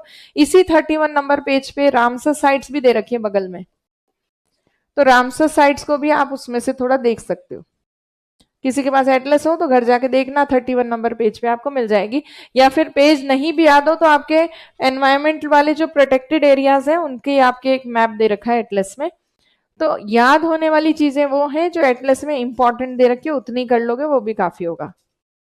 प्लस लास्ट ईयर के कोई क्वेश्चन पेपर्स कोई सॉल्व कर रहे हो, उसमें जो जो नाम आए नेशनल पार्क्स के उतने कर लो, वाइल्ड लाइफ सेंचुरीज के, टाइगर रिजर्व्स के जो पुराने नाम आए हुए पहले उतने याद कर लो, वरना तो इतनी सारी चीजें, इकोनॉमिक सर्वे के आंकड़े याद करोगे, ये याद करोगे कि पता नहीं क्या क्या याद करोगे। फिर भी कोई दिव्य शक्तियों वाले जो बालक हैं उनके लिए हम पीडीएफ अपलोड करवा देंगे, चिंता की बात नहीं है। खैर, अभी रामसर स्थलों को देखिए। लद्दाख में 2 ही रामसर स्थल हैं, और यहाँ पे ये रामसर स्थल गलत दिया हुआ है, सो मोरिरी एक तो रामसर स्थल है, पेगोंग सो रामसर स्थल नहीं है, इसके अलावा कौन सा है, सोकर। तो लद्दाख के रामसर स्थलों के नाम है सोकर, सो मोरिरी और पेगोंग सो। झील खारे पानी की झील है जरूर लद्दाख में, पर वो रामसर स्थल नहीं है। रामसर स्थल लद्दाख के वही हैं जो किससे शुरू होते हैं, सो से, और यहाँ पे तो पूरे नाम भी नहीं दे रखे। जम्मू कश्मीर में रामसर स्थल है वुलर झील, डल झील रामसर स्थल नहीं है, फेमस जरूर है। डल झील किसके लिए फेमस है, पर्यटन टूरिज्म के लिए बहुत फेमस है डल झील, और फ्लोटिंग गार्डन है यहाँ पे, फ्लोटिंग मार्केट है, बेसिकली सब्जियों का बाजार वगैरह यहाँ पे तैरता हुआ मिलता है, उसके लिए फेमस है। हाँ, हाउस बोट्स के लिए, उन सब चीजें। हाँ, दिलजीत दोसांझ गया था अभी यहाँ पे कश्मीर, सबको ध्यान है, मतलब रिले देखते हो तुम, मतलब या यूट्यूब पे शॉर्ट्स देखते हो, तो अभी कुछ लोग गए थे यहाँ पे जो दे रखी है, यहाँ पे तो बहुत कम दे रखी है रामसर स्थल। चलो बाकी जो झीलें दिख रही है उनको देख लेते हैं, फिर हम अलग से करेंगे। चंद्रताल नाम की झील हिमाचल प्रदेश में जो रामसर स्थल है, ये रामसर स्थल नहीं है। महाराणा प्रताप सागर, गोविंद सागर भी नहीं है। कंजली है, हरिके है रामसर स्थल, ये नहीं है। ब्रह्म सरोवर नहीं है। उत्तराखंड में रूपकुंड झील हमने डिस्कस की थी। नैनीताल झील या नैनी झील भी इसको कहते हैं, भीमताल झील भी हमने देख ली। अब हम अपना मैप बनाते हैं, इसमें तो कोई ज्यादा मजे वाली बात नहीं है, या जब तक खुद नहीं करते ना इसे मजा नहीं आता। चलो इसको थोड़ा ट्रेस कर लेते हैं, लिया ही है तो मैप। इसमें मुझे लगा इसमें सब कुछ पूरा पूरा होगा, फट से डिस्कस करेंगे और आगे बढ़ेंगे। यहाँ तो है ही नहीं पूरा कुछ। हाँ, तो तुम तो आनंद लेके मतलब मजे से सुन रहे हो, मेरे सूख रहे गले। कोई नहीं, पानी से नहीं बुझेगी ये तो रात को ही कोई इलाज करना पड़ेगा, गला खराब हो जाएगा कहीं ज्यादा।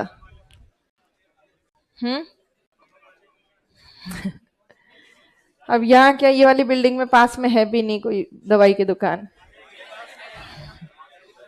हाँ है, तुम्हें बड़े पता है हर जगह के नाम, कहाँ क्या है। यही तुम लोग कर रहे हो मुझे लग रहा है, इसीलिए तुम्हें अवदाब की स्थिति नहीं बन महसूस। चलो, ये लद्दाख और ये हमने आसपास के क्षेत्रों के मैप को देख लिया। यहाँ लद्दाख में तो हम डिस्कस कर चुके हैं, सोकर और सो मोरिरी नाम की रामसर स्थल है, सो मोरिरी। अब मुझे आप बताओगे, मैंने सिखाया था आपको यहाँ पे कौन कौन से रामसर स्थल है। बुलर तो है ही, उसके अलावा H2 और S2, दो नाम H से, दो नाम S से। H से नाम क्या है, होकेरा और हाईगम। S से नाम क्या है, सुरिनसर, मानसर और शालबाग। सुरिनसर, मानसर और शालबाग, ये रामसर स्थल है। तो जम्मू कश्मीर में टोटल रामसर साइट्स कितनी है, 5। बुलर 2 H से और 2 S से। फिर आपके ये है हिमाचल प्रदेश, राज्य तो पहचानते हो ना, ये हिमाचल प्रदेश, इसमें PCR, पोंग, चंद्रताल और रेणुका। पोंग, चंद्रताल, रेणुका। हाँ, वो आपने परियोजनाएं की है, पर यहाँ पे हम सिर्फ रामसर स्थल देख रहे हैं। उत्तराखंड में एक ही रामसर स्थल है, उसका नाम है आसन। हरियाणा में रामसर स्थलों के नाम सुरभि से याद हो जाएंगे, सुरभि, सुल्तानपुर और भिंडावास।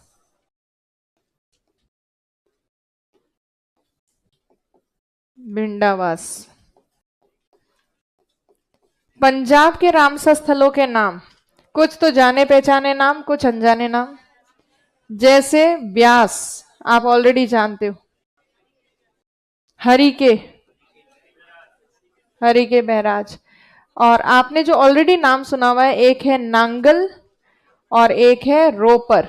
ये 4 नाम आपने पहले सुने हुए। दूसरे नाम जो है वो है कंजली और केशवपुर। के से नाम वाले अलग हैं, केशवपुर। आपने ब्यास, हरिके वगैरह, नांगल, रोपर सब नाम सुने हुए। कंजली, केशवपुर, इसमें 2 अलग नए नाम हैं। फिर मैंने आपको बताया था कि ये बगल में यहाँ यूपी है, ये उत्तराखंड राज्य पता चल रहे ना, ये यूपी है। उत्तर प्रदेश में बहुत सारे रामसर स्थल है। तमिलनाडु के बाद सेकंड नंबर रामसर साइट्स की संख्या किसमें है, यूपी में। यूपी में सारे रामसर स्थल याद हो नहीं हो, सुर सरोवर ध्यान रखना, सुर सरोवर। अब मैं फिर भी राज्यों के नाम लिख देती हूँ क्योंकि मुझे थोड़ा सा डाउट होता है तुम पे। जम्मू कश्मीर, हिमाचल प्रदेश, उत्तराखंड, ये यूपी, ये पंजाब, ये हरियाणा। ठीक है, अब इसमें सुर सरोवर तो याद रखना ही है। उसके अलावा यूपी की जो रामसर साइट्स हैं उनके थोड़े से नवाबी से नाम है, नवाबगंज, गंगा से रिलेटेड, पार्वती, आगरा, इस तरह के नाम है जिनको आपको देख के पहचान जाओगे आप। और ज्यादातर नाम एस से हैं काफी सारे। तो आपकी जो लिस्ट है रामसर साइट्स की, उसमें आप देखिए रामसर स्थल यूपी वाले कौन कौन से लाए हो, क्या है रामसर स्थल देखो यूपी के कौन कौन से हैं। सारे नाम जैसे साउथ इंडिया वाले नाम और नॉर्थ इंडिया के जो यूपी वाले नाम है बिल्कुल अलग ही पहचान में आते। हाँ, एस से नाम बहुत सारे हैं, सांडीर बांडी। हाँ, यूपी में है एक तो Bhakira, Bakhira, Bakhira wild life sanctuary. Haiderpur, अब देखो आपको हैदरपुर, नवाबगंज सब यूपी साइड के नाम लग रहे हैं, बहुत ऐसे शाही से नाम है। तो हैदरपुर, नवाबगंज, भकीरा, पार्वती, आगरा। आगरा नाम आते हैं, आप पहचान जाओगे कि यूपी का है। बाकी सारे नाम एस से हैं, समन, समसपुर, सांडी, सरसाई और सुरसरोवर। तो आप इन झीलों वगैरह के नाम अगर आ जाएं, और अपर गंगा तो है ही, तो आप पहचान जाना, क्योंकि इसके अलावा जो बची कुची हैं और हमने डिस्कस नहीं की होंगी वो सारी किसकी होंगी, तमिलनाडु की। बाकी हम नॉर्थ ईस्ट इंडिया की भी कर रहे हैं अभी, नॉर्थ इंडिया की तो हमने देख ली। तो अब उत्तराखंड यूपी के बाद अब हम देखेंगे बिहार और उत्तर पूर्वी राज्य, नॉर्थ ईस्टर्न स्टेट्स, वहां की झीलें। ये देख लिया, सबका हो गया, याद भी होनी चाहिए, ठीक है, केवल देखने से कुछ नहीं होगा।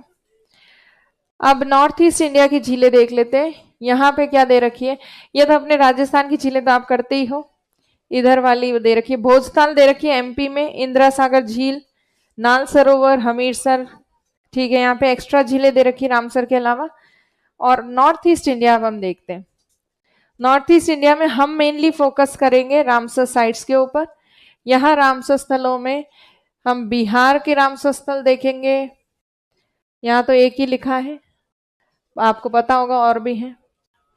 हाँ, ये कौन सा राज्य है, ये वाला जो मैं बना रही हूँ, झारखंड। और ये यहाँ पर पश्चिम बंगाल, वेस्ट बंगाल,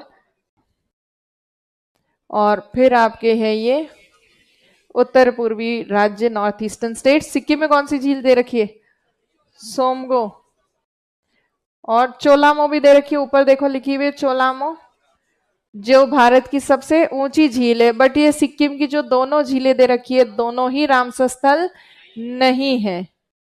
और यहाँ पे हमारा ये खत्म हो रहा है, सिक्किम खत्म हो रहा है, वेस्ट बंगाल, मेघालय, बाउंड्रीज बना लेते हैं, त्रिपुरा, मिजोरम, मणिपुर, नागालैंड, अरुणाचल प्रदेश, इन सब में कोई रामसर स्थल नहीं है।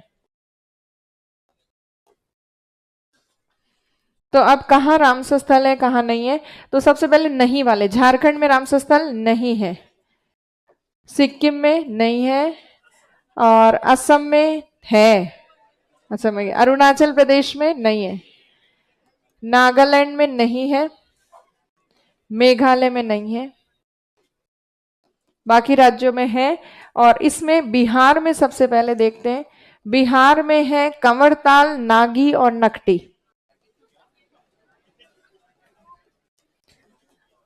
कंवरताल, नागी, नकटी, ये 3 रामसर स्थल हैं।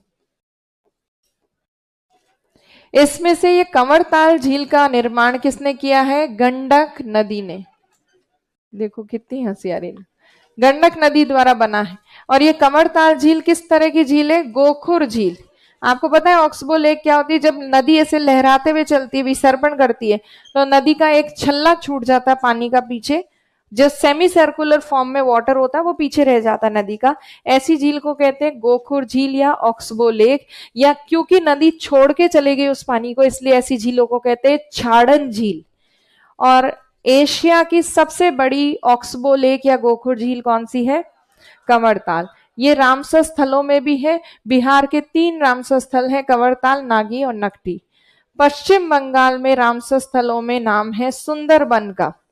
सुंदरबन भारत का सबसे बड़ा रामसर स्थल है। उसके अलावा है पूर्वी कोलकाता, ईस्टर्न कोलकाता। फिर आपके असम में एक रामसर स्थल है जिसका नाम है दीपोर बील झील, दीपोर बील। आपको याद है हमने बील और चर किया था, चर डेल्टा क्षेत्र में ऊंचा क्षेत्र, बील नीचा क्षेत्र। बील पानी में डूब जाता है जिसलिए उसमें पानी रहता है कुछ समय के लिए। तो वेस्ट बंगाल में, असम में, इस एरिया में झील को बील कहा जाता होगा, या पानी में डूबी हुई चीज को झील बील कहते होंगे, इसीलिए यहाँ पर असम में दीपोर बील नाम की झील है। उसके अलावा अभी हमने की थी मणिपुर की झील है लोकटक, और यहां पर ये कौन सा राज्य है, मिजोरम, यहां पाला नाम की झील है। त्रिपुरा में है रुद्र सागर नाम की झील। तो ये नॉर्थ ईस्ट इंडिया की मेजर झीलें हैं। सबसे इंपॉर्टेंट इसमें है लोकटक, इधर सबसे इंपॉर्टेंट है कंवरताल। तो ये झीलें आपके देख लें, ये रामसर स्थल है नॉर्थ ईस्ट इंडिया के, हमने बनाए भी होंगे, 2-3 बार आप रिवाइज करो, आपको भी नाम याद हो जाएंगे। ये कर लें, फिर उसके बाद साउथ इंडिया के रामसर स्थल करेंगे।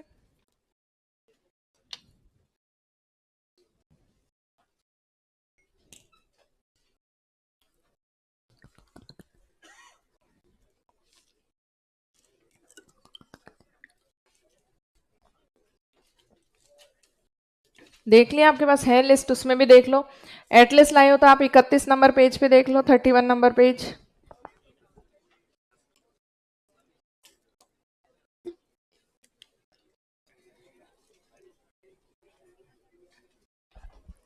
चलिए ये तो देख लीजिए। कल जब हम वो करेंगे पर्वत वगैरह, पर्वत पठार वगैरह, तो एटलीस्ट रख लेना, साइड में काम ही आ जाएगी थोड़ा बहुत कोई देखने के।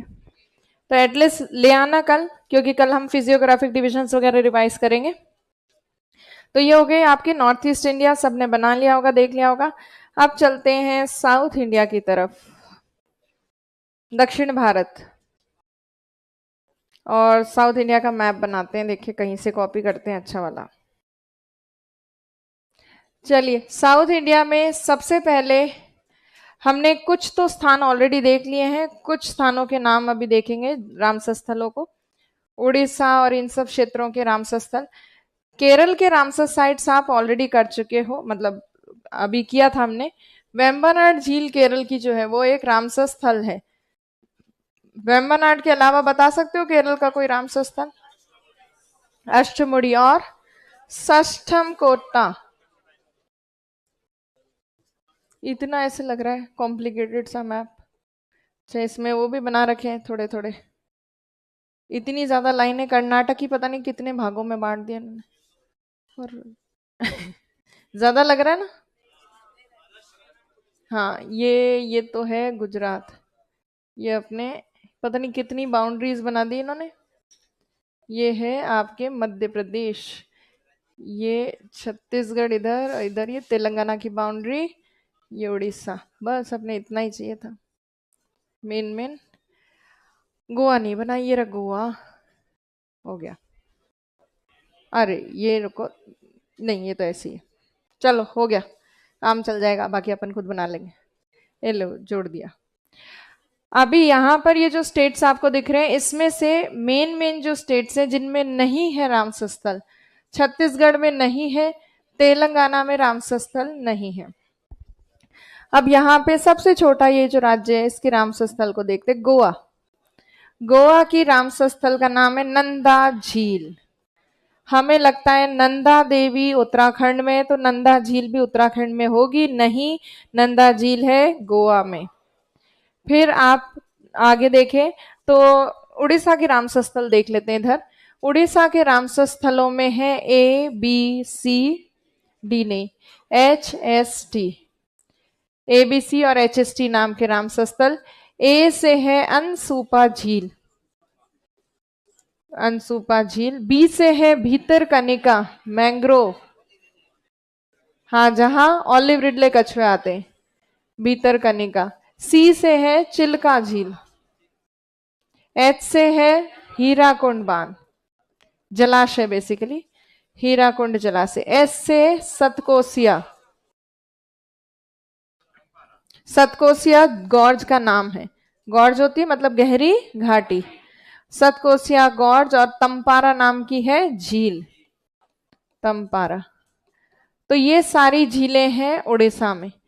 फिर आपके आंध्र प्रदेश जो राज्य है, आंध्र प्रदेश में एक आंध्र प्रदेश की सबसे बड़ी मीठे पानी की झील है कोलेरू, जो गोदावरी और कृष्णा नदी के डेल्टा क्षेत्र में है। कोलेरू ही रामसर स्थल है आंध्र प्रदेश का। तमिलनाडु में सर्वाधिक संख्या है रामसर स्थलों की, highest number of Ramsar sites इसी में। कितनी है गिनती कर लेना, कितने, 18 हो गई। वो गिन लेना कितनी है, 85 इंट्रोड्यूस होने के बाद तमिलनाडु में कितनी है वो टोटल आप और देख लेना, मेरे को गिनती याद नहीं है। तमिलनाडु के रामसर स्थलों में बहुत सारे रामसर स्थल हैं, उनमें से एक तो है सबसे छोटा रामसर स्थल वेम्बानूर। तो वेम्बानूर का नाम एक तो ध्यान रखो। और वेम्बानूर का एरिया और रेणुका झील जो है हिमाचल प्रदेश की, उनका एरिया सेम है, दोनों सबसे छोटे रामसर स्थल माने जाते हैं। आप एक यहाँ पे देखना कभी एटलस में, तमिलनाडु का जो मैप है वो ऐसा लगता है जैसे किसी का साइड फेस हो। तमिलनाडु का मैप, ये रियल मैप है और मैं बनाती हूँ, देखो ये जैसे किसी का फोरहेड है, माथा, ये नाक, और ये फिर लिप्स, और फिर ये ठोड़ी, ये तमिलनाडु का मैप है, ये बाल है ना। तो ये तमिलनाडु का मैप, और इसमें आगे जो आइलैंड्स निकले हुए हैं वो इस तरह से जैसे कोई फिक्र को धुएं में उड़ाता जा रहा हो, वैसे कुछ इस तरह का मैप है तमिलनाडु का। तो तमिलनाडु के मैप में जो नोज की टिप है, यहां पर एटलस में जाके देखना एक स्थान मिलेगा पॉइंट कैलिमर। तो ये बहुत फेमस स्थान है पॉइंट कैलिमर। पॉइंट कैलिमर एक बर्ड सेंचुरी भी है। तो पॉइंट कैलिमर नाम का स्थान तमिलनाडु में है। एक पिचावरम नाम का मैंग्रोव है, तमिलनाडु की साइट्स में आपको देखो मिल जाएगा। तो पिचावरम नाम का मैंग्रोव भी बहुत फेमस है। तो 2-3 फेमस नाम तो आपको ध्यान होने ही चाहिए। तो तमिलनाडु की सारी साइट्स आप करो चाहे नहीं करो, एक बार उनके नाम रीड करके चले जाना। उसके अलावा नाक की टिप पे जो पॉइंट कैलिमर है उसको थोड़ा ध्यान रखना, और वेम्बानूर सबसे छोटा रामसर स्थल है, उसको ध्यान रखना। आगे देखें, यहाँ पर केरल में रामसर स्थल है, एक तो वेम्बनाड जो भारत की सबसे लंबी झील है, जिसके पास कौन सा पक्षी विहार है, कुमारकोम, और जिसमें हर साल नेहरू ट्रॉफी वल्लभकाली नौका दौड़ होती। फिर है अष्टमुड़ी, इसके अलावा है षष्ठम कोटा, षष्ठम कोट्टा। ये षष्ठम कोट्टा झील केरल की सबसे बड़ी मीठे पानी की झील है, जबकि वेम्बनाड केरल की सबसे बड़ी झील है, खारे मीठे दोनों के मिलाकर। अब कर्नाटक के रामसर स्थलों को देखें। कर्नाटक में हमने एक पहाड़ी की थी सदर्न कर्नाटक में, बिलीगिरी रंगाना पहाड़ियां, बीआर हिल्स। तो रंगाना रंग से रिलेटेड जो भी साइट्स है वो मेनली कर्नाटक में है। तो कर्नाटक में एक साइट है रंगनाथिट्टू बर्ड सेंचुरी, एटलस में भी दे रखी है, रंगनाथिट्टू नाम की बर्ड सेंचुरी, वो कर्नाटक का एक रामसर स्थल है। उसके अलावा एक रामसर स्थल है मगादी। आपको और कुछ याद नहीं है तो मगाधीरा मूवी याद होगी। मगादी मगाडी नाम का रामसर स्थल यहाँ है, रंगनाथिट्टू यहाँ है। बाकी ए से नाम की है अंक समुद्र और आगनाशिनी, अंक समुद्र और आगनाशिनी नाम की रामसर स्थल कर्नाटक में। तो मगादी, रंगनाथिट्टू, अंक समुद्र, आगनाशिनी, ये कर्नाटक के रामसर स्थल है। महाराष्ट्र के रामसर स्थलों में एक ही झील का नाम सुना होगा बचपन से लेकर आपने, लोनार। लोनार झील रामसर स्थल है। थाने नाम की क्रीक है यहाँ पर, वो भी एक रामसर स्थल है। और एक तीसरा रामसर स्थल है नांदुर माधमेश्वर नाम का जलाशय, माधमेश्वर, नांदुर माधमेश्वर नाम का जलाशय या रिजर्वर है यहाँ पर, वो एक रामसर साइट है। फिर गुजरात के रामसर स्थलों में देखें कौन सा सरोवर यहाँ पे है, नाल सरोवर। तो हमने कौन कौन से सरोवर किया था इससे पहले, सुर सरोवर किया था। सुर सरोवर यूपी में है, नाल सरोवर गुजरात में है, भीमताल, चंद्रताल हिमाचल प्रदेश, भोजताल एमपी में। तो सरोवर भी बहुत सारे हैं, उसमें से नाल सरोवर है यहाँ पर गुजरात में, नाल सरोवर। उसके अलावा खिजड़िया, थोल और वधावन, खिजड़िया, थोल, वधावन, नाल सरोवर, ये सारे रामसर साइट्स है गुजरात के। फिर मध्य प्रदेश के रामसर स्थलों में अभी आपने नाम सुना भोजताल, एक मध्य प्रदेश में अभी रिसेंट जोड़ा गया है, तवा जलाशय। इसके अलावा जो मध्य प्रदेश में, उनको याद रखने का तरीका है यस सर, यस से है यशवंत सागर, यशवंत सागर। सर से है दो, सिरपुर और साखिया। साखिया, सिरपुर और साखिया नाम के रामसर स्थल। यस सर, सिर्फ आपके एक शॉर्ट ट्रिक है। तो इस तरह के रामसर स्थल यहाँ पर हैं। तो गुजरात में ये 4 हैं। मध्य प्रदेश में कितने हो गए अब तो? 1 2 3 4 5 हो गए मध्य प्रदेश में। छत्तीसगढ़ तेलंगाना में है नहीं। बाकी तमिलनाडु में सर्वाधिक संख्या है रामसर स्थलों की। तो रामसर साइट्स ये सीधे आपके आ सकती हैं प्रीलिम्स में, इनको याद कर लेना। और कोई आपका एग्जाम आते आते कोई और नई डिक्लेयर हो जाए तो पता नहीं, वैसे नहीं होगी और पेपर तो बन ही गया होगा अब तक तो शायद। नहीं बना तो बड़ी सूचना है। तो अभी अच्छा, आपके कोई फॉरेस्ट रिपोर्ट आ गई अभी लेटेस्ट? अभी तक तो आरपीएससी 2021 वाली फॉरेस्ट रिपोर्ट की डेटा पूछ रही है अभी तक तो। आ गई? आपने कर ली ना? राजस्थान ज्योग्राफी में करी ना सर? तो उतनी आएगी तो बाकी फिर भी उसके भी अगर आपको चाहिए हो तो मैं पूछ लूंगी, अगर उसके भी बन गए होंगे तो पीडीएफ वगैरह आपके अपलोड करवा देंगे। तो आज की क्लास में हमने क्लाइमेट और लास्ट का जो हमारा एंडिंग पार्ट होता है वो किया। कल की क्लास में हमें करना है पर्वत, पठार और मैदान, मेन फोकस उस पर करना है। ठीक है, बाकी कल करते हैं। एटलिस्ट लेके आना कल। चलिए, थैंक यू। कुछ कर ले क्या और रिवाइज?